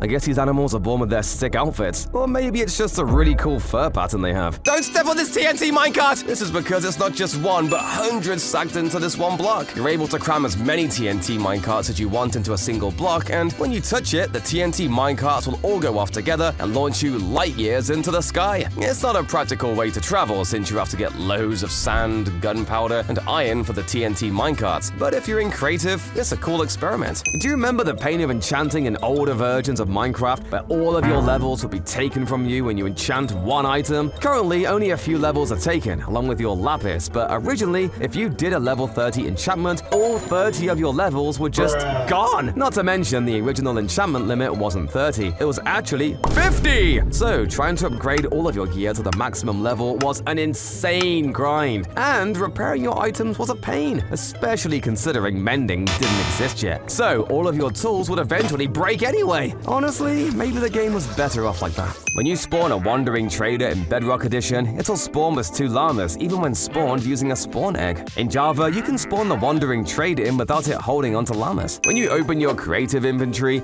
you'll notice a compass tab that lets you search for items. But I bet you didn't know that the compass here is actually functional. I always thought it was just a decoration, but it'll point you towards the world's spawn point. Whenever you create a new world, you spawn somewhere around 00. However, on this seed, when you spawn in, you'll be thousands of blocks away from 00.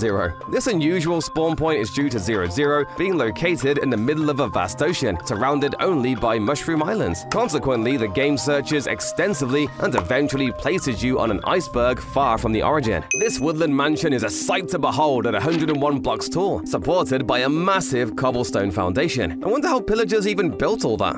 In Java Edition, renaming a mob while it's in a bucket will also rename the mob when you place it. However, this feature is actually only in Java. In Bedrock Edition, renaming the bucket won't affect the mob's name. Once you place down the renamed bucket of axolotl, the name tag won't apply to the axolotl, and your bucket name will be reset. I just got scammed! This is Mojang's official depiction of what Minecraft's overworld would look like from space. It comes from the 2023 April Fool's update called the Vote Update, where players could vote on what features they want added to the game. One of those features is a new moon dimension, where if you look into the sky, you can see a planet, meant to represent the regular overworld. Man, every build you've ever made, every biome you've yet to explore, all visible as a little square in the sky? Or is it a cube or an octagon? Or maybe it's actually in the shape of a teapot. You know what? I'm starting to think that this depiction of the overworld may not be super official after all. Did you know you can get Minecraft for free? Don't worry, I swear this is legal. If you just go to classicminecraft.net, you're able to play the original web demo of Minecraft. Back when there were no mobs, there wasn't any health, and the world wasn't infinite. All you could do was walk around and place and break blocks. It was a much simpler time. And although it practically has no features, there's a certain peace that comes from playing this version of the game. Cookies are kind of a niche food nowadays, but they were considered a rare item when they were originally added. Since cookies are crafted with cocoa beans, and cocoa beans used to be rare loot only found in dungeon chests, they were pretty hard to get a hold of. Then once you did actually find them, there wasn't a way to farm them yet. So if you wanted even more cookies, you'd have to go out and find another dungeon. nitrogen. That's a lot of work for a food source that honestly isn't even that good. But hey, I guess it's a flex. Using the /item replace command, you can place a spyglass on your head slot and it looks funky. Then when you use a spyglass regularly, it'll look almost like you're holding binoculars. Well, sort of. Concrete is one of the most annoying blocks to work with in Minecraft, since after crafting it, you have to manually convert every block of concrete powder into hardened concrete by physically placing it in the world next to some water. While there are some very fancy redstone machines you can build to do this automatically, none of them get quite as simple as this. With just an observer, a dispenser, and a mangrove root block, we can easily make an automatic concrete converter, which works by pointing your cursor at this bottom block and pressing and holding left and right click. Now every time you place and mine a piece of concrete, the machine will dispense a new piece of concrete powder for you to convert. So you can AFK here for a bit with the 2 buttons held down to fully convert as much concrete as you want. Most people think bone meal only works when you click the top part of grass. However, it also works when you right-click the sides of it and the bottom of the block. I know it's been talked about a lot, but I still can't get over the fact that you used to be able to milk squids in Minecraft. It was just so weird! Like, I thought squids were supposed to shoot ink. Why are they making milk? I don't know, honestly, just talking about it makes me feel gross. Moving on! Some zombies and skeletons can pick up some armor and tools, but the chances of this are random, so it doesn't happen with every single one that spawns. However, piglins are an exception, and every single piglin that spawns is able to pick up your items. This is even true for baby piglins, despite the fact that they aren't even able to attack the player. But don't worry, because just like any mob that takes your items, you can easily get them back by simply killing the mob that has them. That is, if you want to attack a child. You monster! Instead of using TNT to launch you, have it launch an ender pearl instead. You won't take damage from all the TNT, and you will be able to send the pearl far away. However, make sure the launcher isn't too powerful, or the ender pearl will end up in an unloaded chunk and never land. Check out this night sky. It's completely covered in stars. YouTuber Element X was able to modify the game's code to add 300 times the amount of stars they are supposed to. There are so many stars, they even cover the moon. But what's even crazy is that he was able to get the stars to be the shape of an Among Us character. Okay, get out! Zombie pigmen used to drop cooked pork chop when they were first added to Minecraft. This kind of made sense, since they were pigs that lived in the lava-filled nether, so I guess they're already walking around pre-cooked? That's kind of gross to think about. Ew. Anyways, for the official release of the game, these mobs had their drops very appropriately changed to be gold nuggets and rotten flesh instead. I refuse to believe a creature that looks like that is dropping anything that's freshly cooked. This seed features an ocean monument that spawned directly into a stronghold. The Elder Guardian inside prevents you from mining any part of the stronghold, forcing you to navigate it like a typical Minecraft adventure. Finding a tool cactus is pretty rare. Sometimes you can even find a 5 or 6 block tool cactus. But how about a 23 block tool one? This seed has the world record for the tallest naturally generating cactus ever found in Minecraft. What's the most poisonous food in Minecraft? The raw chicken comes in 4th place with only a 30% chance of causing hunger. The poisonous potato comes in 3rd place with a 60% chance. The rotten flesh has understandably an 80% chance. And the most poisonous food in Minecraft is pufferfish, which will give you poison 100% of the time. You can break Minecraft's character limit. If you've ever signed a book in Quill, you might have noticed that you can only fit 16 characters in the title.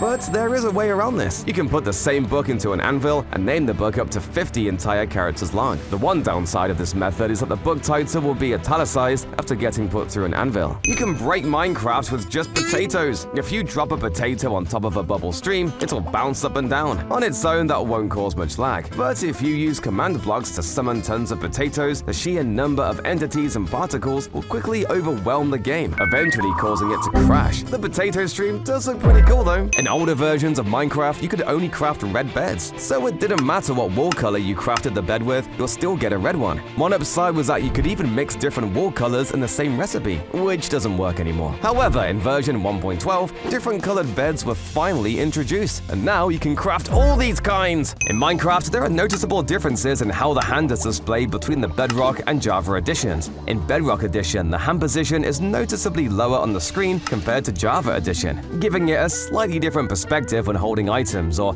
interacting with the environment. If you compare them side by side, this difference becomes quite apparent. Another interesting distinction is a visual effect that occurs when the player takes damage. In Bedrock edition, your hand briefly turns red to indicate that you've been hurt, adding an extra layer of visual feedback. However, this effect does not exist in Java edition. When you take damage, your hand remains unchanged. If you thought giants were big already, well, how about you try modifying their scale? scale. Since we can multiply a mob's size up to 16 times with the attribute command, we can take the regular 12-block tall giant and turn him into an unbelievably huge 192-block tall behemoth. This guy is so unbelievably massive that he requires a whole 44 by 44 block field in order to stand flat on the ground. And if he was standing at y equals 0, where stone turns into deep slate, the top of his head would literally be touching the clouds. For reference, this is a normal giant next to it, and this is a normal zombie next to them. Holy moly! I guess in early Minecraft, Mojang wanted to make sure you didn't lose certain items when you dropped them on the ground. Certain item forms of blocks would always render way too large when dropped as an item entity, which obviously made them easier to spot. But yeah, this was definitely a bug, so it got patched out pretty quickly. This item name is so long! That's because in Java, an anvil can rename an item a maximum of 50 characters, but in Bedrock, an anvil can only rename an item up to 30 characters. Everyone knows about Minecraft's iconic pink sheep, which has an incredibly low chance of naturally spawning. But did you know that when sheep were first added, some of their colors were a bit off? The original pink sheep had this super light and desaturated color, making it look like cotton candy. It is pretty cute, but bizarrely, its color didn't really match the pink wool block at all. The same was also true for the light blue sheep. But what was even worse was the orange sheep. Yeah, it's literally yellow! Man, Notch really needs to get his eyes fixed. For a long time, the community has interpreted the red part of the Iron Golem's eye as its pupil, with plenty of fan animations depicting the golem in this way. But as it turns out, the red part was originally meant to be the color of the eyeball itself, and the golem is actually meant to have a black pupil, as can be seen in this animated piece of promotional artwork. If you're on fire and go into a cauldron of powdered snow, you'll get extinguished and the powdered snow will turn into water. However, if a burning skeleton is placed into the cauldron, not only will the powdered snow turn into water, but the water will also quickly evaporate. This happens because the sun continuously reignites the skeleton, rapidly depleting the water as it extinguishes the fire repeatedly. A tiny detail that 99% of players overlook is how double blocks like doors or beds are outlined. In Java Edition, only the part of the block your cursor is hovering over will be outlined. In contrast, Bedrock Edition outlines the entire double block as one connected shape. Which style do you prefer? This is the most beautiful cherry blossom biome. It's surrounded by snowy mountain ranges and even has a village in the center. On the side of the mountains, there's a ruined portal, and below it all is a mine shaft. It's the perfect seed to live in. This is an illegal sign, and it was made completely in survival mode. Signs normally have a character limit of 15 characters per line, and it's impossible to write anymore. However, if you go to your language settings and change the font to force Unicode font, it will make all the text a little bit smaller. This way you can type up to 23 characters per line, and when you switch your language settings back to normal, the text will overflow. This insane feature also works on multiplayer servers. A super simple flying machine can be made with just a few observers, pistons, and slime blocks. This machine is great for moving across your world while AFK, but make sure to be on peaceful mode or phantoms will hunt you down after a few nights. But if you want something a lot faster, you can build this contraption. It set the record for the fastest flying machine, traveling at 5 blocks per second. You should definitely buy this if you're planning to travel long distances or if you're being chased by enemies. Everyone knows that striking a red mushroom with lightning turns it brown, but a lesser known fact is that if you strike a brown mushroom with lightning again, it reverts back to red. If you spawn a mushroom with lots of health, you can constantly make it swap from brown to red with lightning. Just a couple hundred blocks from spawn, this seed features a picturesque lake bordered by a spiraling birch pathway. Below the lake lies a vast cave system, leading directly to a stunning mountain zone. These landscapes look amazing from above, and it gets crazier. Switch to version 1.19.2 and a sinkhole appears in the center of the lake. Lily pads are slightly thicker in Bedrock Edition compared to the completely flat ones in Java. This is the world's largest redstone repeater, and it actually works. You might think making a functioning giant repeater is pretty easy, but you have to remember, this was built without using an actual repeaters in the redstone itself, and had to be built to emulate all of the repeater's functionalities, including changing its delay when you right-click and locking it with another repeater. This means that what seems like a pretty simple redstone component is actually full of a bunch of really complicated redstone circuits. Yet despite that, the whole thing works exactly like a real repeater does. It's pretty cool that this is even possible, but I think I'll stick to just crafting my repeaters using some stone and redstone torches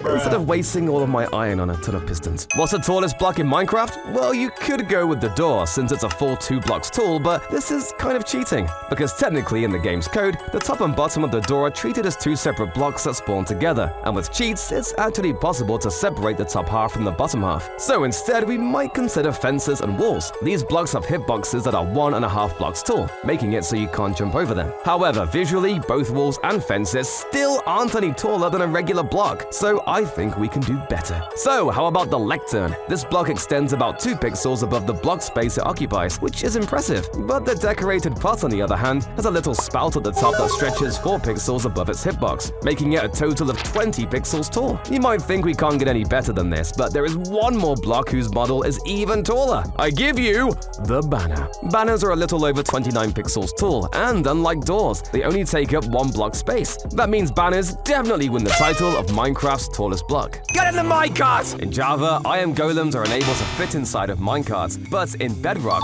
they can for some reason get in. When you Riptide Trident into an entity, it'll do the same damage as a melee attack hit, which is already pretty powerful. But here's a secret trick. As you launch yourself, quickly switch to your sword. Now you're charging at mobs with all the enchantments of your sword, like Fire Aspect and Sharpness. It's the closest you'll get to a Fire Aspect Trident, especially since sword enchantments can't be applied on them. The only downside is that this method uses up durability on both your trident and sword, so use it wisely. When you eat a cake, the hitbox slightly changes shape. Each cake has 7 slices, so you can stack a bunch of partially eaten cakes on top to create a super steep staircase. Walking up it is very slow unless you've got a horse. It can zoom right up the stairs and is one of my favorite ways to travel. Oh my gosh, remember when you couldn't use a tool to speed up breaking a crafting table or furnace? It was so painful! Even with a nice diamond axe, breaking down your crafting table feels like it takes ages, and the furnace was even worse. If they never made these blocks faster to break, I probably would have stopped playing ages ago. Or I would have just wasted all my wood constantly crafting new crafting tables. Hey, I guess I already do that. End portals are hot! If you place ice near the end portal structure, the ice will stay frozen. But once you place eyes inside of the frames, the portal will actually emit light and melt the ice. Building a house out of random ore blocks like diamond and gold is a core experience for every Minecraft player, and these structures are a big part of early Minecraft's identity. Something about building a big, ugly, gratuitous cyan house still just makes me feel good inside. I feel powerful. Drip leaves behave differently in Java and Bedrock editions. If the player is standing inside a big drip leaf when it is fully tilted, and the drip leaf returns to the untilted position, the player is left crawling underneath the leaf. However, in Bedrock edition, this behavior is different.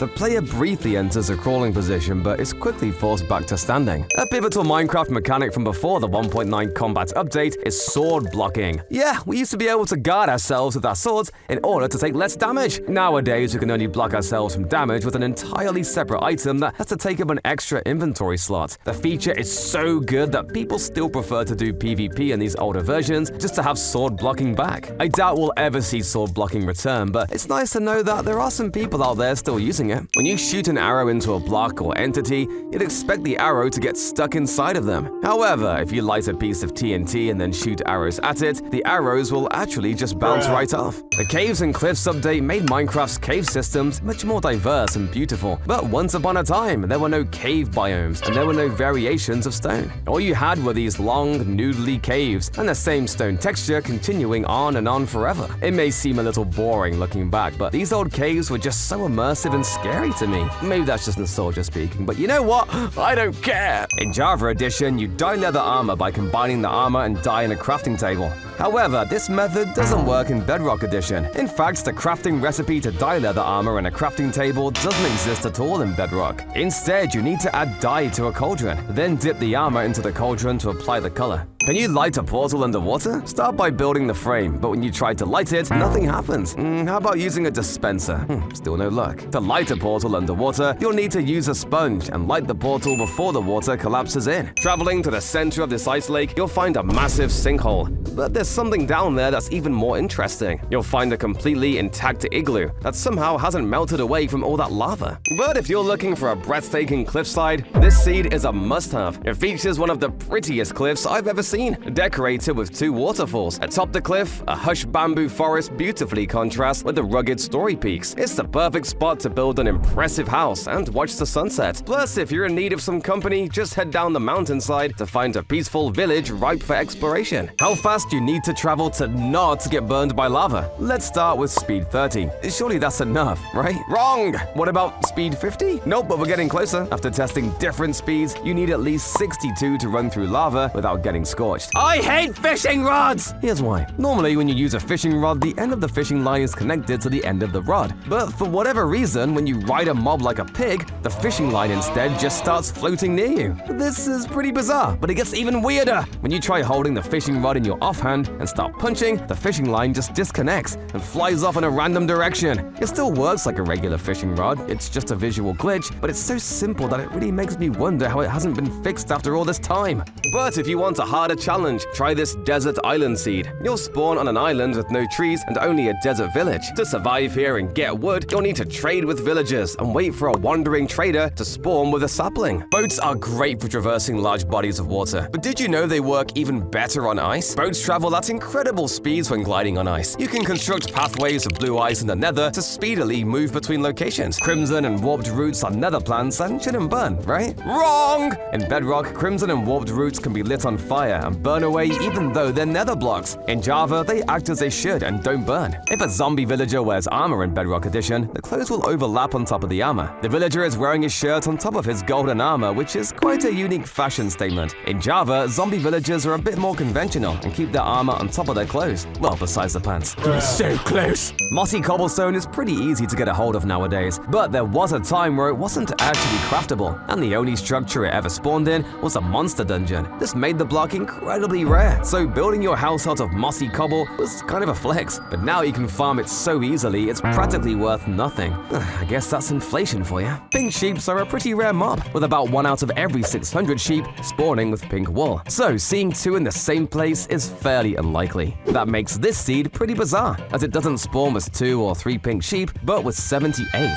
directly at spawn. This is due to a bug that actually copies the first herd of sheep that spawns in the world, and makes every sheep herd near spawn identical. So since the first herd had 2 white sheep, a grey sheep, and a pink sheep, that meant the pink sheep got copied 78 times. You'll probably never find a seed like this yourself, but with a little pink dye, hey, maybe you can fake it. Glowing signs work differently in Java and Bedrock. In Java, the colors are brighter but not accurate to the palette, while in Bedrock, the text outlines are too dark. So both editions have their trade-offs with glowing signs. But if you want to completely escape civilization, you need this seed. When you spawn in, everything seems normal, but if you just turn around, you'll see a tall, steep island with a vertical cliff face. At the top of the island, you can find lush jungle trees, along with a jungle temple! Can an Enderman teleport across the world border? You can test it by shrinking the border, replacing the floor with water and placing the Enderman on a single block. Then, break the block, and the Enderman will teleport outside the border. But can it walk through the border to attack you? If you stare at the Enderman from the other side, it'll charge at you but get stopped by the border. However, after a moment, it'll just teleport through and finish the job. In survival mode, speed potions only go up to level 2. However, if you use commands, you can give yourself speed 255. Just taking a single step will make you whip past the world. When you move this fast, you can run over huge chasms without even pressing jump. You'll also move so quickly that you'll go over 1-block gaps even while holding down crouch. Be careful not to run too quickly though, or your world chunks will have trouble keeping up. Did you know in Java Edition the sun and moon are always there at the same time? So even when it is nighttime, you can actually see the sun in the void or vice versa. However, in Bedrock Edition, the sun and moon actually disappear after a period of time after sunset and sunrise respectively. Only in Bedrock Edition, selecting an enchanted item in your hotbar will show all enchantments below it.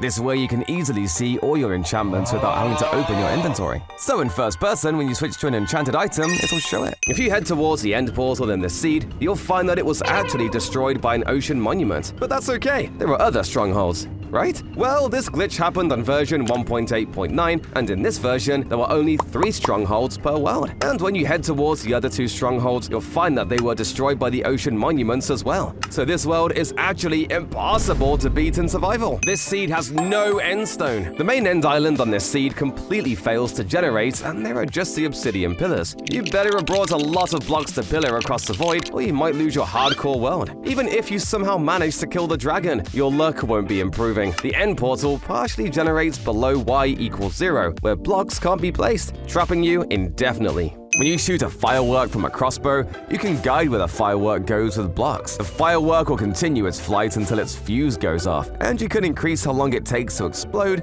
by adding gunpowder into the crafting recipe. Even if you shoot fireworks straight into the ground, its flight path will be adjusted by the blocks until it explodes. Spectator mode is special because it usually doesn't allow you to interact with the world. However, in Bedrock Edition, there's an exception. You can collect experience orbs while in spectator mode. I feel like I'm hacking! You may know that pillagers can break their bows after using it enough times, and normally you'll use a shield to just tank all the hits. But this method is bad because you have to hold down your shield continuously for several minutes. A much easier method is just putting the pillager in a boat and getting in with it. This will cause the pillager to fire arrows while missing you, and after just sitting with your pillager for a while, you'll have a brand new peaceful pillager. But if for some reason you want a ton of allies, this seed has a whopping 58 all located at spawn. They're located within the pillager outpost and woodland mansion that generated right next to each other. In the one block at a time April Fool's update, you can pick up and throw certain mobs, but that's not the coolest part. Holding onto certain mobs will give you superpowers. For instance, clutching a cave spider lets you climb vertical walls, while possessing an illusioner enables you to shoot arrows. Holding a magma cube grants fire resistance, and pigs magnetize you, pulling you towards blocks above. My personal favorite, holding a chicken allows you to flap through the sky. This has quickly become one of my favorite travel methods. When you ride a horse in Java Edition, your hunger bar gets replaced with the horse's health, and your XP bar becomes the horse's jump bar. This is quite annoying because it hides useful information. Luckily, in Bedrock Edition, the player's health and hunger bar are both displayed, and the player's experience bar is replaced by the horse's jump bar only when the jump control is activated. There are over 1,000 items in Minecraft, and that number just keeps going up with every update. So the fact that the creative inventory has tabs and a search bar makes it much easier to find the blocks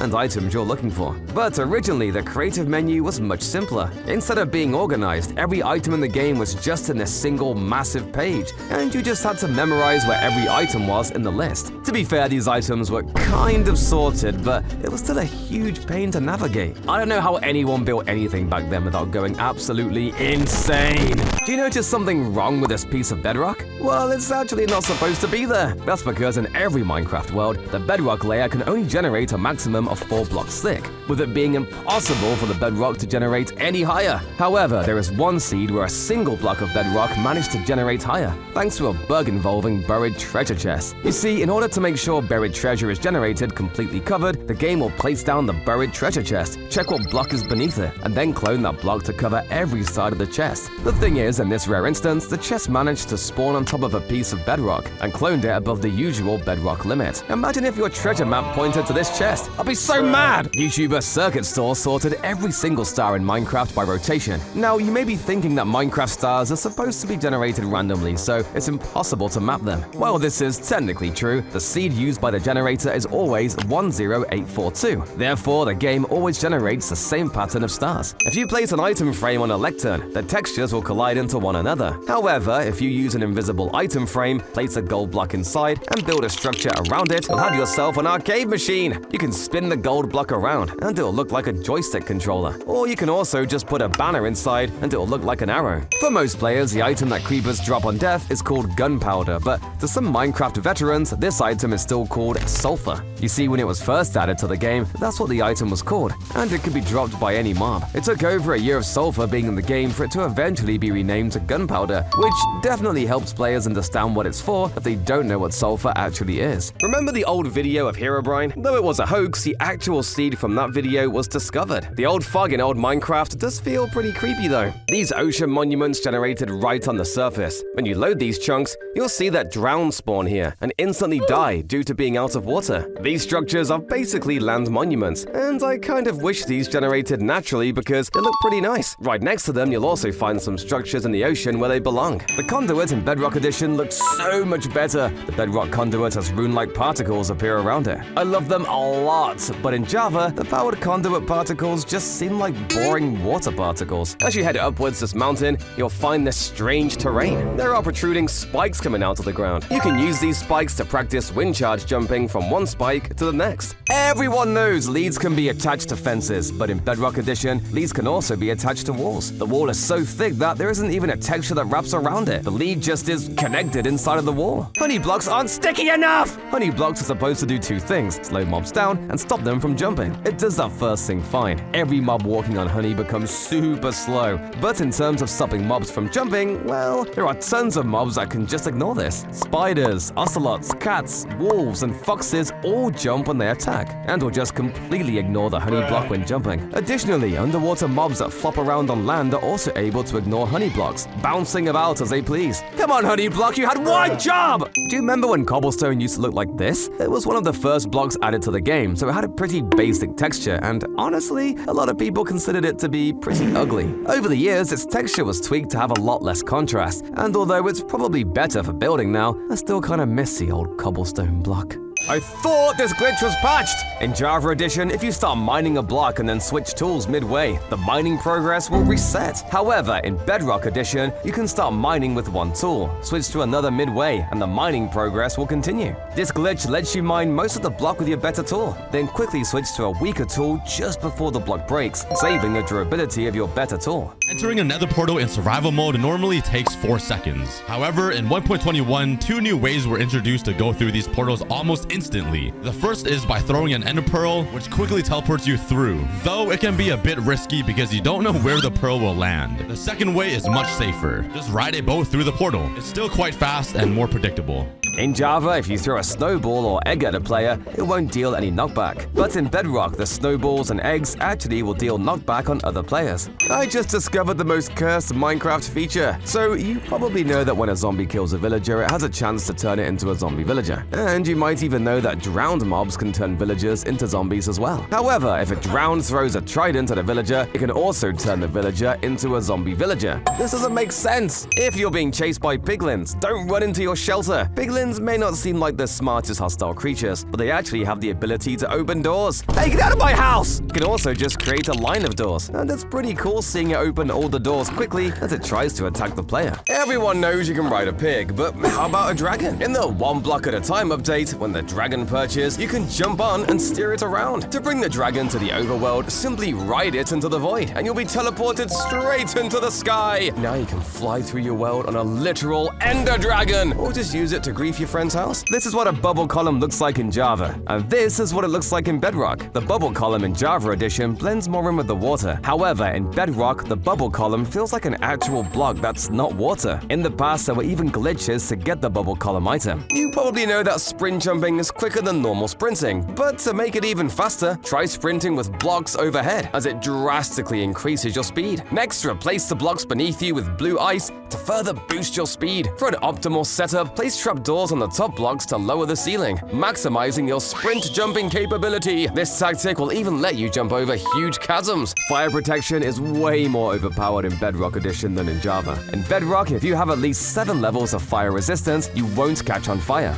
You'll still take some damage when directly in contact with the fire or lava, but you won't stay on fire when you come out. Iron bars are different between Java and Bedrock editions. In Bedrock, the iron bars have a symmetric look to them, while in Java, iron bars look more random. I honestly prefer the more random look because the symmetric iron bars in Bedrock Edition can feel repetitive. The void in Java Edition is actually deadlier, and is for 2 main reasons. First, entities in Java start taking void damage at 64 blocks below Bedrock, while in Bedrock Edition, it doesn't start until 82 blocks below Bedrock. Second, the void in Java deals 2 hearts of damage every 0.05 seconds, whereas in Bedrock, it only deals 2 hearts of damage every 0.5 seconds. You can survive a bit over 2 times as long in the Bedrock void. This is a naturally generating half bed. It's a super rare anomaly that happens when a village house collides with another structure like a lava pool. If you stumble upon one of these, you can actually transform the half bed into the true smallest space in all of Minecraft. What would it look like if you had a firework with every single effect on it? Normally, there isn't a way to do this, as we can only put a maximum of 7 firework stars on a rocket in survival mode. But by using commands, we're able to obtain a special rocket with so many effects that they can hardly fit on the screen, even with your GUI scale turned down as low as it goes. So I'm sure you're wondering, what does it look like when we set it off? Well, if you're expecting the most beautiful firework you've ever seen, then be prepared to be disappointed. Instead, it just spits out a bunch of ugly, multicolored particles all at once, making a nonsensical mess of color that would just be a waste of resources if you could actually craft it. However, it does make for a pretty good weapon, since every effect makes a firework deal even more damage. By using the Immersive Portals mod, we can create what looks like a tiny village full of villagers sitting on top of a single block. And since since we can interact with the entire thing from above, it's almost like we're the god of our very own Minecraft version of The Sims. Of course, in The Sims you can't pour buckets of lava on all of the houses or drop TNT on random villagers, so maybe it's less like The Sims and more like torturing ants in an ant farm. Using block display entities, we're able to create smaller versions of blocks, and through the help of mods and plugins, we can actually automatically convert our builds into smaller versions built using block displays. We could shrink a whole village and stomp around to feel like a giant, or we could design miniature statues that we can use to decorate our base. What's extra fun is the fact that we can use the attribute command to shrink ourselves down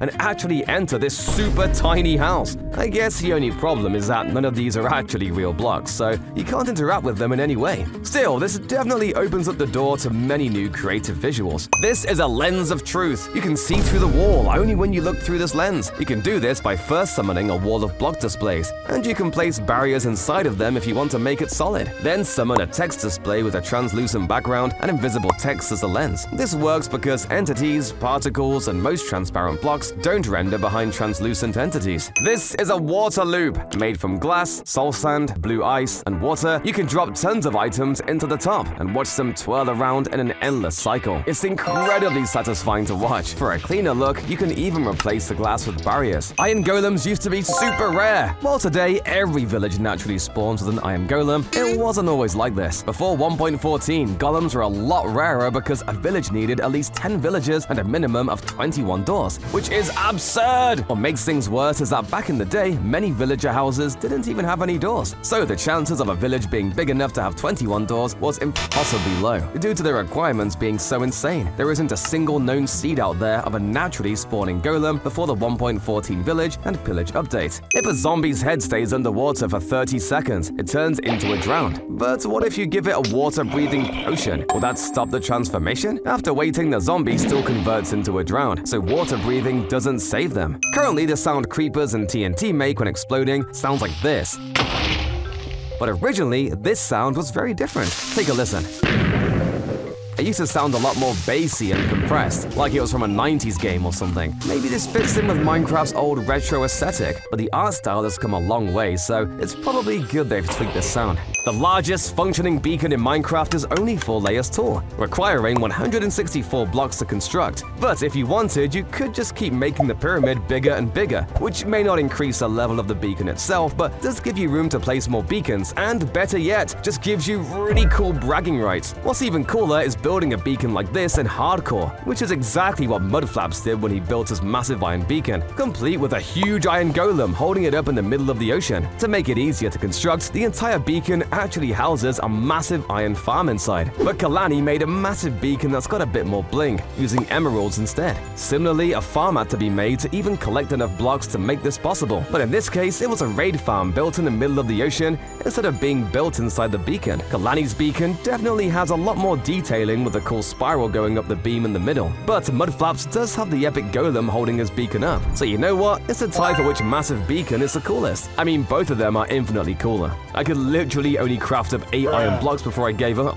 When you fall in Minecraft, particles from whatever block you landed show up at your feet. But if you land on a lily pad, instead of getting lily pad particles, you'll actually create these water particles. Although every Minecraft world is technically infinite, most of them don't take up that much space on your computer, as only chunks that have been loaded by the player actually require any storage. So, what's the largest Minecraft world file in all of existence? Well, as it turns out, one of the oldest Minecraft servers, 2b2t, has had almost 1 million players over the years, loading so many chunks that the file size is almost 50 terabytes or 50,000 gigabytes. Most worlds are less than 10 gigabytes in size, with some bigger ones being up to 50 or 100 gigabytes. So 2b2t's map is literally the equivalent of thousands of regular Minecraft worlds. The total loaded surface area of the server is about 1.2 billion square miles, which is the same as about 6.5 Earths combined. If you splash a blaze with invisibility, it'll just turn into a pile of smoke. Can this tiny creeper army kill me? I made them tiny using the slash attribute command, and as they got close, they made regular-sized explosions, but ended up exploding each other in the process as well. I'm still alive! This is the tiniest block in Minecraft, and you can barely even see it. You may have seen that by using block displays. We can make a single block the size of a pixel, and this is pretty cool, but we can go even smaller! Block displays can just keep shrinking and shrinking until eventually you're left with a block that's so small you'll probably need tweezers to try and build with it. We can get a slightly better look at this block by shrinking ourselves down as small as we can go, which does make it easier to see, but by replacing this regular cobblestone block with a stone button, we've now got something so tiny I'd probably just mistake it for a speck of dust on my monitor. Seriously, I don't think there's anything else in Minecraft that can get anywhere near this small. This is an illegal Minecraft illusion. These torches are off the grid. To create this effect, place item frames between blocks like so, then replace them with a falling block torch entity. Finish the design by adding stair blocks between the torches, and you've got your illusion. This house is wet. Somehow this villager's home generated with a ring of water around the roof, which pours out around the entire perimeter of the building, almost like some sort of water shield. It might seem cool at first, but if you think about it, living in a house that constantly dumps a waterfall on you every time you try to enter or leave is probably pretty unpleasant, especially since Minecraft has no umbrellas. Beds are hiding an annoying secret, so when you place a bed down, you probably know it's 2 blocks long. But if you place each of the individual parts of the bed down using commands, you can see there's an annoying black pixel the artist forgot to remove. This little bird bath is surprisingly easy to build. Simply place a slab on top of a fence post or a wall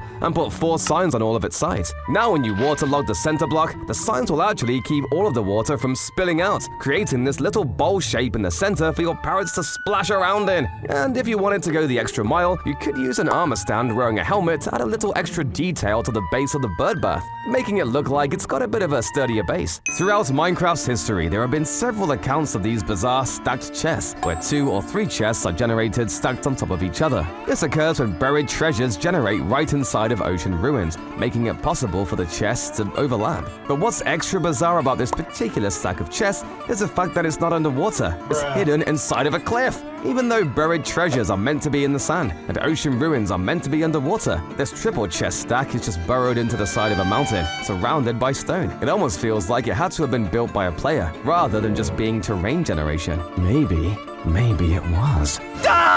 When lightning strikes a lightning rod in Java Edition, the rod will briefly turn white. You can even use a debug stick to click on the lightning rod to make it permanently stay white. However, in Bedrock, lightning rods don't change colors at all even when lightning strikes. Since food in Minecraft used to just be used to instantly heal back a few hearts, it actually lacked any sort of proper eating animation. So instead of gradually taking bites out of a cooked pork chop, you just instantly swallow the entire thing whole. Sure, it might be a more efficient way to finish your food, but you might end up with a stomachache later from not chewing. This is my favorite way to travel underwater. If you get a dolphin on a lead and use Death Strider boots, you'll practically be an underwater torpedo with how fast you move. The dolphin is pretty hard to catch, but it'll definitely be worth it if you're frequently exploring the oceans. Applying bone meal directly to netherrack has no effect. However, if you bone meal netherrack next to either crimson or warped nylium, the nylium will spread to the netherrack. If both types of nylium are next to the same netherrack block, the transformation is random. The netherrack could turn into either crimson or warped nylium.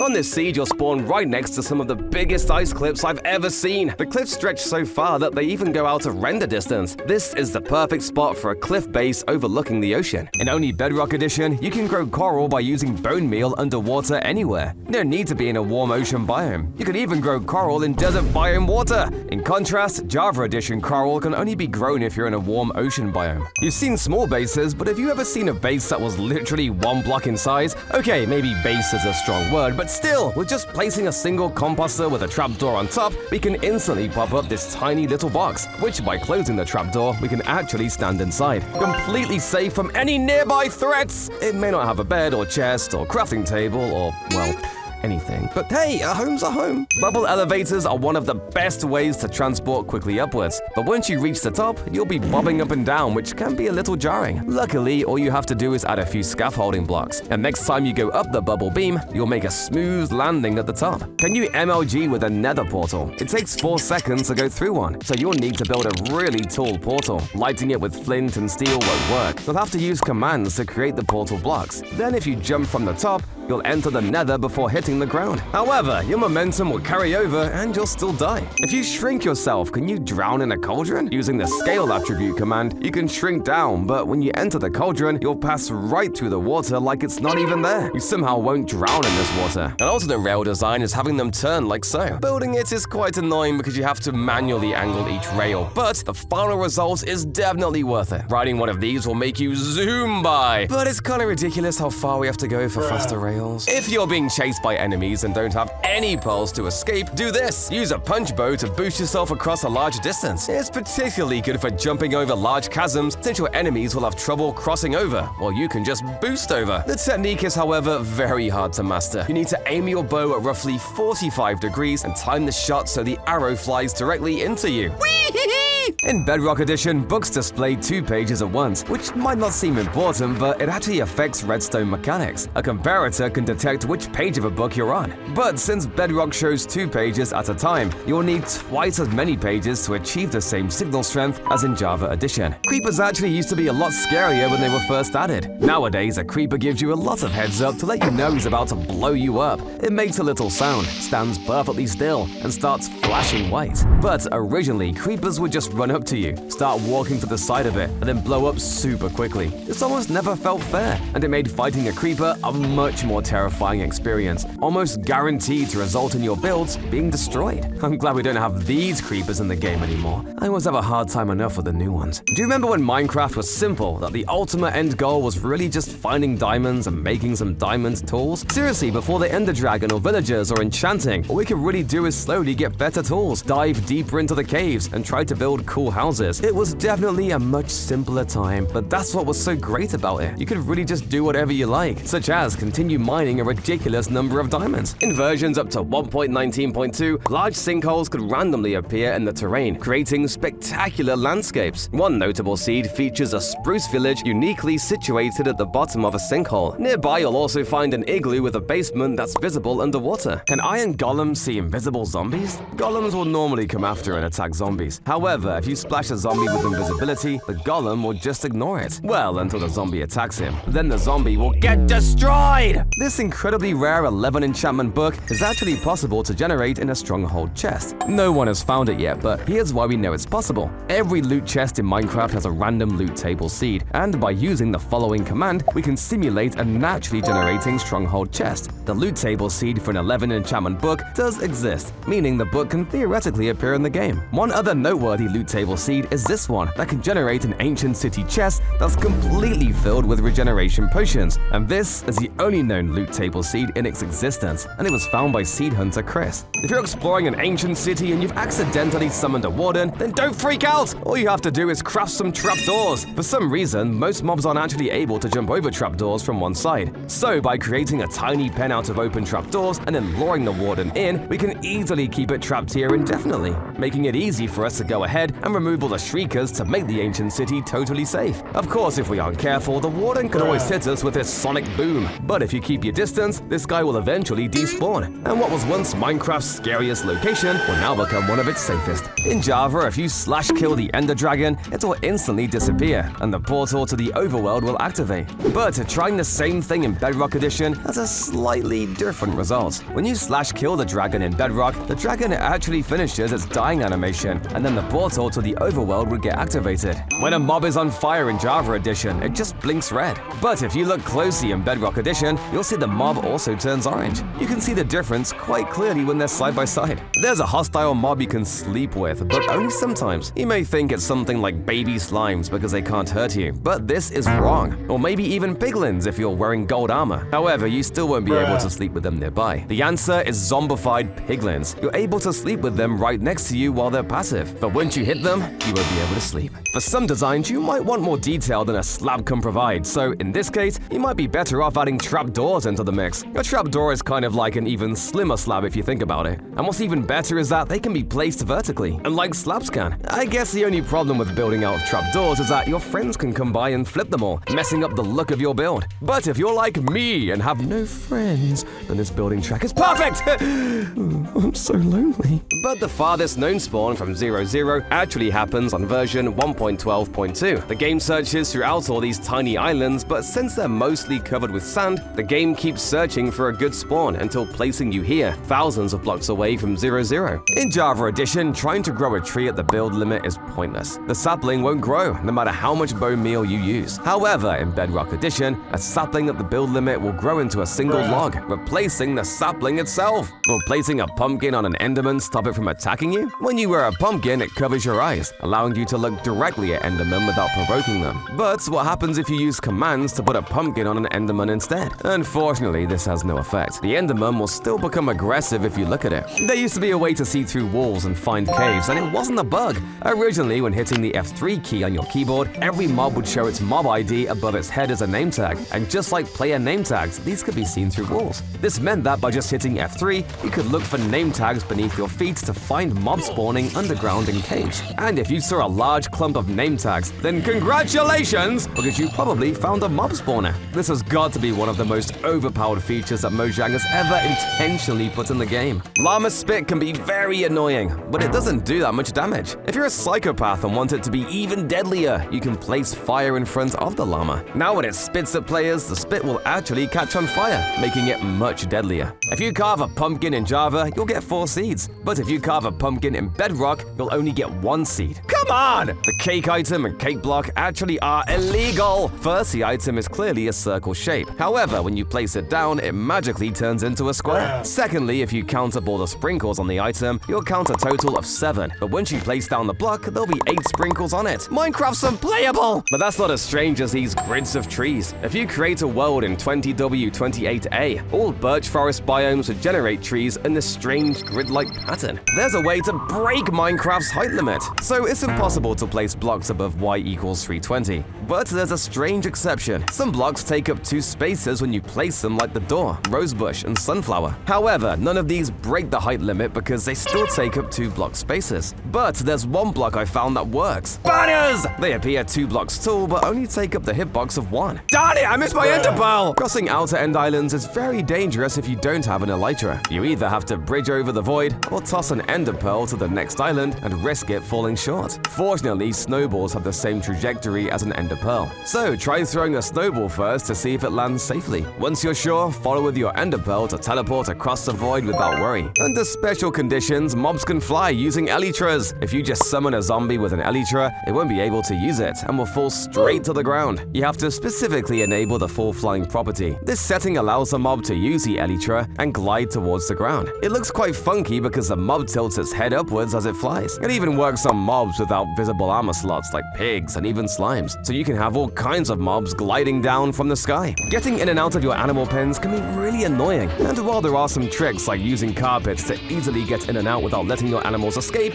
I think I prefer more of an open floor plan. You see, by spacing out our fence posts on a diagonal, they aren't actually connected to each other, meaning there are gaps between each post that we can walk through, while our animals are still left stuck on the inside. This solution is almost perfect for most cases, but if you ever decide to breed your mobs, you might end up with babies that are just small enough to squeeze through if you aren't careful. So don't say I didn't warn you! If you give a fox a red carpet, it will bite it, making it look like the fox has a red tongue sticking out. Considering how tricky foxes are to catch, it almost feels like the fox is taunting you with its tongue. Can tiny skeletons kill me? You're able to shrink skeletons down with the slash attribute command, and they look so cute. However, when you enter survival mode, the skeletons will still shoot regular-sized arrows that hurt like normal. Owie! Have you ever accidentally tripped off a ledge and taken a ton of damage and wondered how many blocks you fell from? Well, if this was the spot you tripped, it would have been over 200 blocks. This tree is sitting way at the top of a cliff on a shattered savanna, and if you stand on the edge of the tree and just walk 1 block forward, you'll plummet 239 blocks down into the caves below, making it the longest 1-block drop-off in all of Minecraft. Structures that have good loot are something modern Minecrafters might take for granted, as in earlier versions of the game, there was only one structure that ever gave you anything good, and that was the villager blacksmith. This building always had a chest with iron armor, tools, diamonds, obsidian, or food, giving players who found it a big head start in their survival world. It's still an exciting structure to find for sure,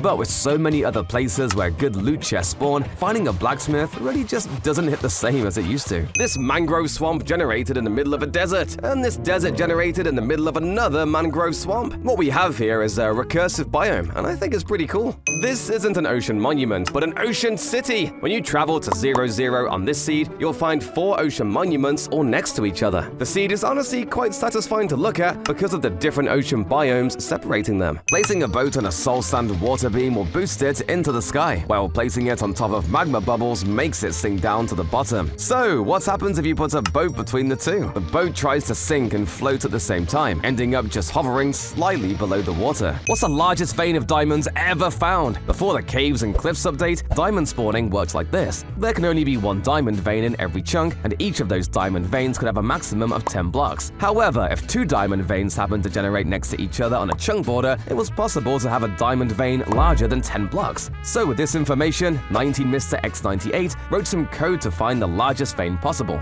and ended up finding a diamond vein that had a grand total of 30 diamonds. That's enough for a full set of armor, sword, pickaxe, and a shovel. I'm rich! On this seed, you'll find something extremely rare. If you go underground at these coordinates, you'll find a spider, skeleton, and zombie spawner all connected in the same dungeon room. This room even has 5 chests for you to loot. How big can a nether portal get? Well, technically, you can really only make a portal 23 by 23 blocks, because if you try to light a portal any bigger than that, the game just won't let you. But if you're Luigi Tone, this limit won't stop you because they decided to build the largest scale version of a typical 4x5 portal that's ever been made, constructed using over 3 million blocks of obsidian. Since the final build was literally too big to be lit, you had to use several smaller portals on the inside to actually fill in the portal blocks. The fact that this build makes the largest portal in Minecraft look small by comparison really just goes to show how insane this project is. I'm way too lazy to even think about collecting 3 million of any block, let alone obsidian of all things. If you're gonna build yourself a dirt house, then don't settle for a tiny lopsided cube.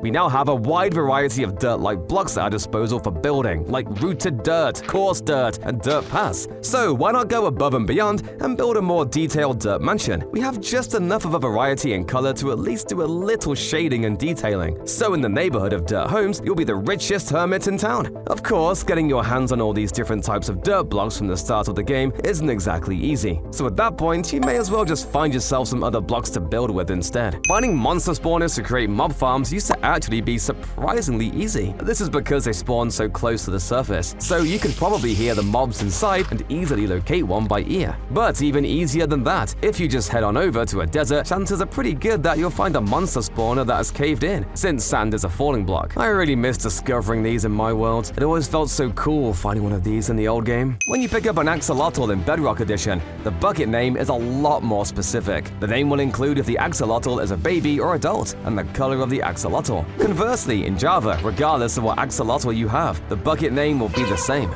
Tall flowers are usually 2 blocks tall, but under rare circumstances, they can be made shorter as a result of Minecraft's terrain generation. Since flowers are one of the first things that generate in the world, then when other features like ponds get loaded in, they end up overwriting other blocks, which can include the lower halves of tall flowers like peonies, resulting in flowers that are not only cursed because they're floating, but also cursed since it's usually impossible to make a taller flower into a small flower. It honestly makes me wish we could actually build with these versions of the tall flowers. Did you know huge mushrooms could generate naturally in swamps? Well, kinda, because this is only possible in the Bedrock Edition. I swear I always thought these mushrooms generated in swamps in both versions, but apparently not. This is the single largest block in all of Minecraft. Block displays let you make blocks of all sizes, and there's practically no limit to how larger they can become. Here's a regularly sized block display, which as you can see is the exact same size as a regular block. By increasing it to be 100 times larger, we can see it gets quite a bit bigger, but nothing all that crazy. Then if we increase it to be 1,000 times larger, we'll start to notice the edges of the block are moving beyond our render distance. At this scale, a single pixel of this mega block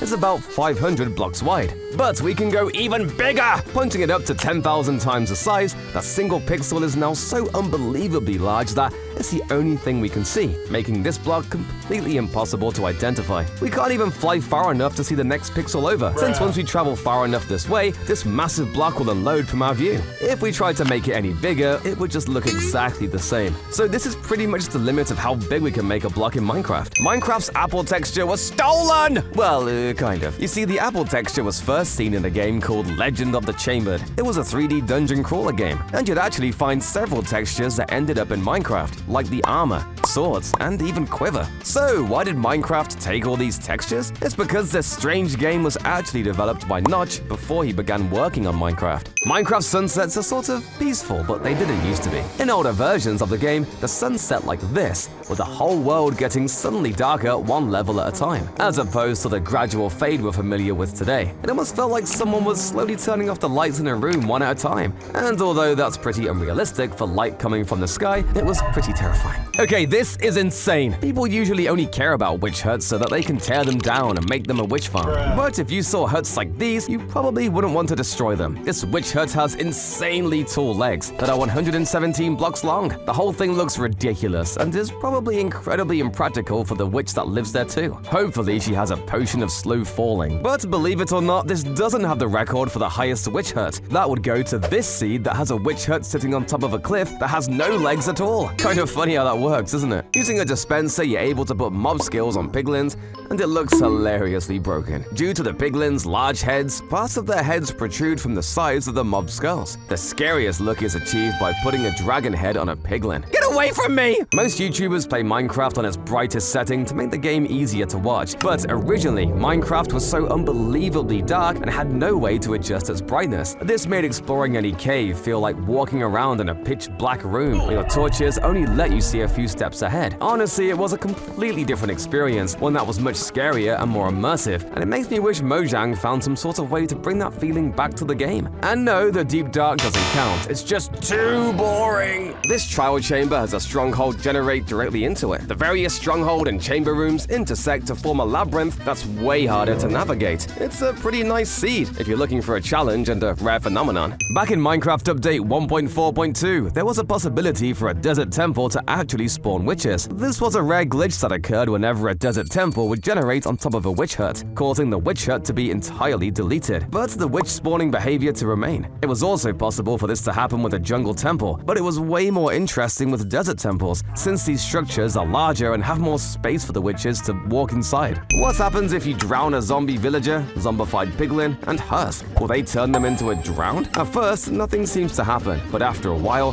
the husk transforms into a regular zombie, and then eventually into a drowned. Meanwhile, the zombie villager and zombified piglin are completely unfazed by the water. They just keep swimming around. Besides instant health, regeneration, and fire resistance, most of Minecraft's potions tend not to get used during combat. But surprisingly, there's one potion no one ever thinks to use that's so overpowered, it will literally make you invincible to most mobs. No, I'm not talking about the potion of the Turtle Master. I'm talking about the potion of weakness. Weakness causes mobs to deal 4 fewer points of damage on every hit, and since mobs like zombies, spiders, and slimes only deal 4 damage, even in hard mode, then this effectively completely cancels out all attacks from these mobs. Of course, if you accidentally hit yourself with the potion too, it might take a while for you to actually defeat any of the mobs, so it'll be an awkward few minutes when you all just sit around waiting for the fight to continue. I can't believe this doesn't exist in Bedrock Edition. In Java Edition, you can alternate ladders and trapdoors and still climb them, but in Bedrock, trying the same thing won't work. You won't be able to climb it.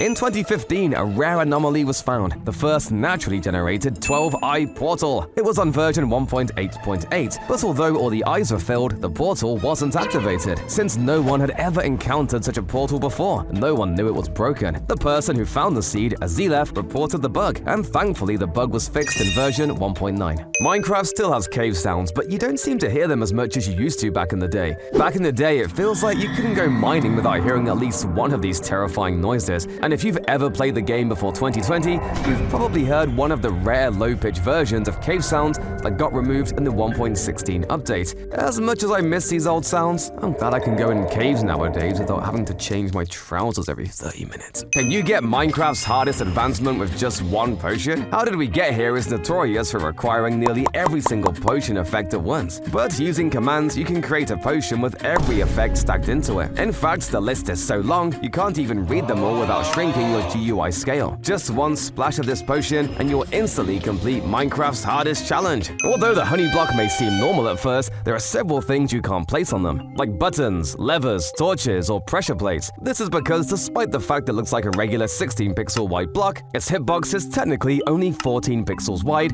and 15 pixels high, making it have the same hitbox as a chest. So if you can't place it on a chest, you can't place it on a honey block either. Funny enough, Bedrock Edition shows you the actual hitbox of the honey block when you look at it, but despite this, you actually are able to place buttons and pressure plates on them. Man, this is getting confusing. When you cast out your fishing rod in Minecraft versions before beta 1.6, instead of using the current cast fishing rod texture, it would just use the stick texture. This made it look like the fishing rod's reel just disappeared while you were using the fishing rod, and reappeared when you pulled the hook back in, which really didn't make any sense at all. I mean, seriously, this is just a stick! Heading towards the bottom of this ravine, you'll find a witch's hut. It's standing right on top of a lava pool and has the world record for the deepest witch hut in Minecraft, going all the way down to y=5. Unfortunately for the witch, after a while the hut will end up burning up due to the lava, and both the cat and the witch will die. When building redstone contraptions that use hoppers, it's easy to waste a ton of iron just moving items from one place to another. But if you want to cut your iron usage in half when moving items downward, try replacing half of the hoppers with chests. When placed in an alternating pattern like this, the items are still able to flow all the way down. So you won't have to worry about finding another iron vein to mine out just to connect your sugarcane farm to your storage room. When too many mobs are in a tight space in Java Edition, they'll begin to take damage and die. However, entity cramming was never added to Bedrock Edition, so we can still spawn hundreds of chickens into a one-block space, and when you let them out, they'll shoot out like a chicken cannon! Oh, I love Bedrock now.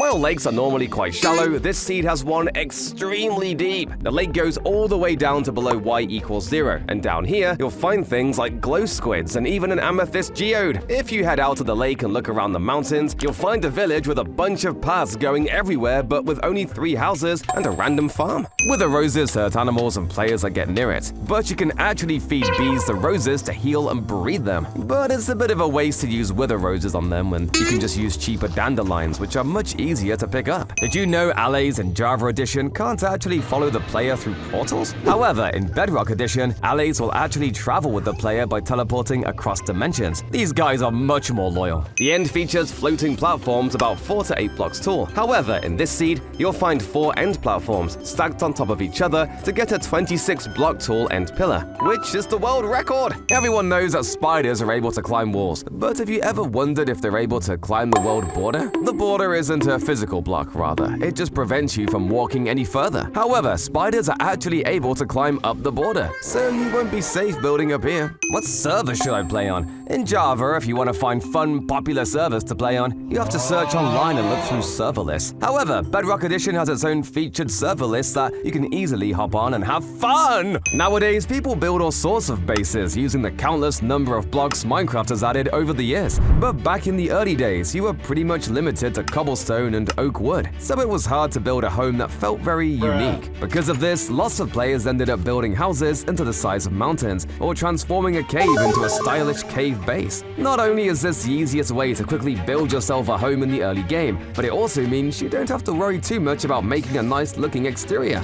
and you can just focus on designing a nice interior. As for me, I was and still am just a dirt house guy. I like to keep it classy. With the /ride command, you can get on top of any mob. This lets you ride entities you normally can't, like villagers or even bees. However, I don't recommend riding a warden. They'll blast you right off. Although this is a pretty cool feature, unfortunately, you can't control the movements of these mobs once you're mounted on them. This seed is a rare anomaly because every time the player spawns, they're in a tiny underground lava cave that almost instantly kills them, and respawning just places them back in the same spot. This should mean that this seed is entirely unbeatable. By using a very obscure glitch in a snapshot, players have actually found a way to crawl glitch into the walls and escape! If you played Minecraft for a while, you might recognize this classic scene, a grassy hill with trees by the water. It's the iconic view from the famous pack.png image. What's crazy is that the exact seed was found after months of hunting it down. Did you know that you need to be able to change your render distance by just hitting F on your keyboard?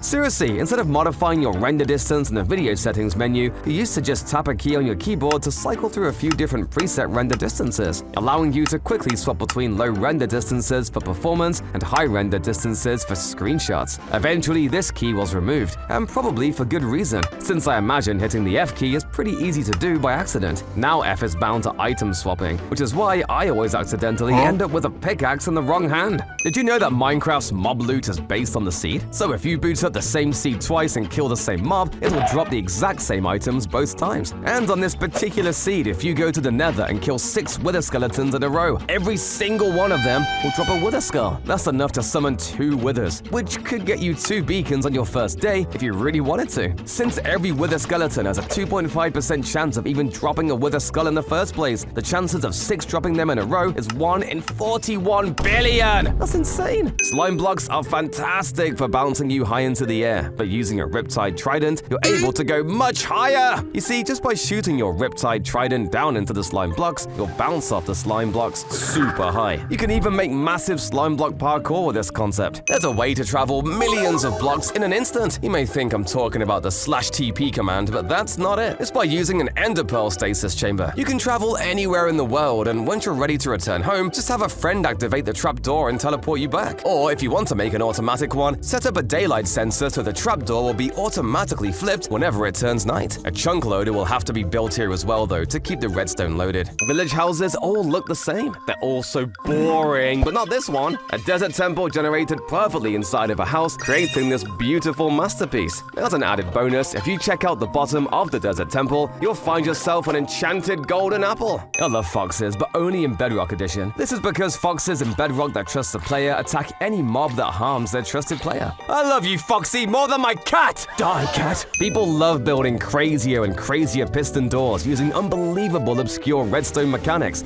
But what's the largest piston door possible? Well, given that the Minecraft world is only 384 blocks tall, that would be the theoretical limit to how big a square door can be. So I give you the largest possible piston door in Minecraft, created by Lord John 25, and coming in at a total size of 384 by 384 blocks. It does take a ridiculous amount of time to fully open, but given that you really only need the door to be slightly cracked to actually walk through, you can probably go off on a single mining adventure and be back before this thing actually finishes opening, at which point you can close it up again, and then probably need to go back out before it actually closes. Yeah, there's really nothing practical about having a door this big, but it is pretty cool to brag about. If you turn on peaceful mode in Java Edition, it'll delete all piglin brutes from your world. However, in Bedrock Edition, piglin brutes can exist in peaceful difficulty and have a passive behavior. You can't hurt me anymore! Die! Can a bee lift up an iron golem? By running the following command, you can attach an iron golem to a bee. At first, it seems like the bee can't fly, but if you lure it into the air with a flower, you'll see it carrying the entire golem skyward. You can even attach multiple golems, and the tiny bee will somehow carry all those heavy golems. Right now, we're able to craft leather horse armor with just 7 leather, and the other variants have to be found inside of structure chests. However, back in this snapshot, when horse armor was first added, they could actually be crafted with just 6 minerals and 1 wool. You could craft iron, gold, and diamond armor with this recipe. However, in the next snapshot, the recipe was removed. Ice spikes are hard to survive in because there are no trees and barely any food here. However, in this seed, a plains village somehow generated in this frosty biome. This makes no sense. If you shoot a firework into an amethyst block, it'll play a jingle sound. A cool trick is to face 4 dispensers into an amethyst crystal to play a lot of jingles simultaneously. You also hear a bunch of firework noises, but you can disable all the sounds except block sounds for a more satisfying experience. Turn off particles too, and the whole system will look so cool. You can also create a bigger version by facing more dispensers upwards into more amethyst crystals. I love this. Don't go near this creeper. It may seem completely normal, but it's not. It was summoned with a custom explosion radius, and when you go near it, it'll cause a nuclear explosion. You can use these supercharged creepers to blow up entire villages. Although this mesa biome looks perfectly normal, when you check inside of it, you'll notice it's completely hollow. The inside can be filled with torches and turned into an amazing base. As an added bonus, at the edge of the biome, you'll find a huge lush cave that leads into an ancient city. What if every pixel in Minecraft was an entire block? Well, that's exactly the question that Nuba sought to answer, and they did, by building this entire island at 10 times the scale of a normal Minecraft world. Well, technically it's 16 times, but that's not important. Anyways, at this size, a single large block contains 4,096 regular blocks inside, so destroying this one oak log will probably give you more wood than cutting down an entire forest. What's extra special about this map is that it's actually completely beatable, with a giant nether build and a giant end build,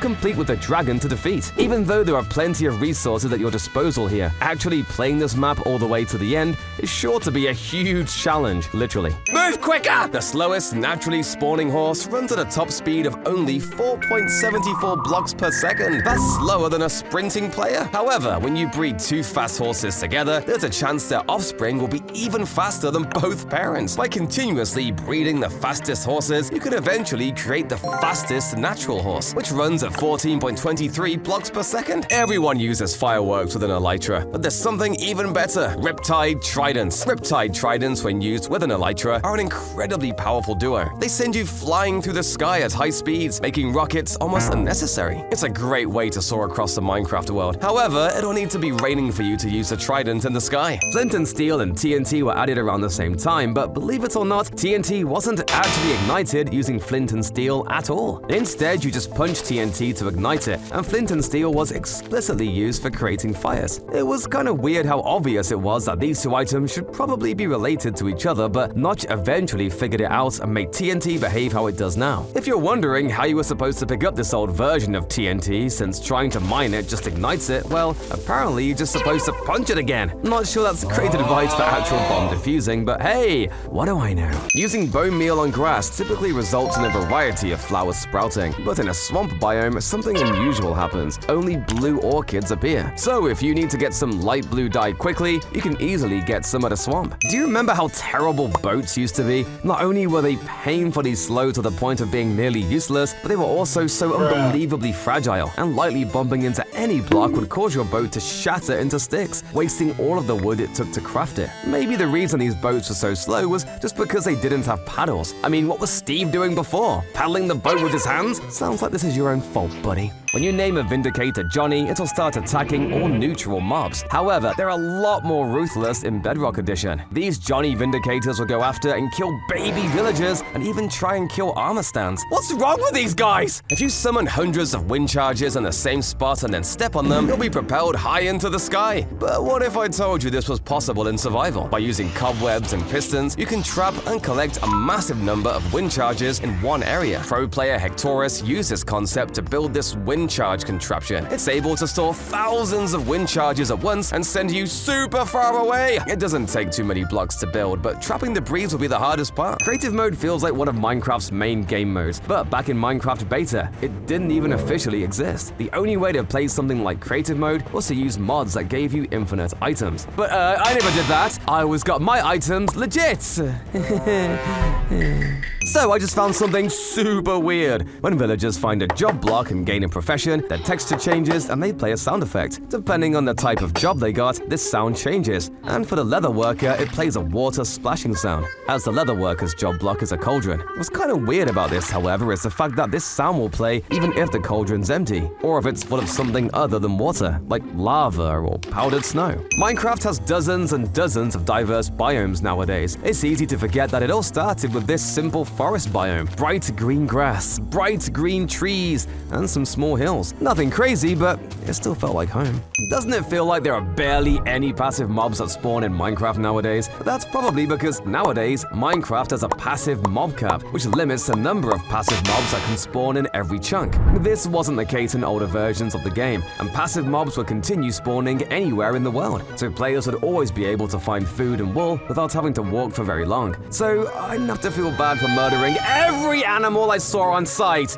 They were better times. This is an obsidian boat. It was found in the Love and Hugs April Fool's update. Many players at this time wanted an easier way to cross large bodies of lava, so this new boat was teased. Unfortunately, the obsidian boat wasn't very fast because it just sink right when you placed it in lava. It's made out of obsidian, for goodness sake! However, in the following updates, Mojang added striders so we can waddle across the lava. This seed is truly special. It generated a glitched end portal, with only a part activated due to its placement on a chunk border. This unusual occurrence tricks the game into activating just 1/3 of the portal. Although these are technically called advancements in-game, pretty much everyone just calls them achievements, since that's what they were originally called, and that's the word most games use. For some reason, when they overhauled the achievement system, they also decided to rename them to advancements instead. You could argue that the rename makes more sense, since most of the advancements in Minecraft are things you do to advance in the game, but I think I'll stick with calling them what they actually are. I just found something crazy! So in Bedrock Edition, when you suffocate under gravel or sand, air bubbles appear at your hotbar. These are the same bubbles that appear when the player is underwater. So it made me wonder, what will happen if you drink a water-breathing potion while suffocating? Turns out you won't take any damage. Water-breathing potions will prevent suffocation under sand in Bedrock Edition. At first glance, you might not think much about this spawn point. We're in a dark forest, there's a woodland mansion, and there's a mesa nearby, so what's the big deal? Well, zooming out, out, we can see that this spawn point takes the shape of a massive green heart, with rivers and sand perfectly outlining the heart's border. No, this wasn't built by hand. It was found by complete luck by user Killsteps. I guess the RNG gods just felt like showing them some love that day. Sadly, this seed no longer works on modern versions, so I won't be able to experience what it's like to feel loved. If you were to travel to these coordinates on this seed, you'd find one of the best naturally generating hosts with Fortune 3, Efficiency 5, Unbreaking 3, and even Mending. This is a pretty nice hoe. The only thing is missing is a netherite upgrade. If you place a snow layer on top of a leaf in Bedrock Edition, small snowflake particles will actually drop, similar to how blocks make water and lava drip through.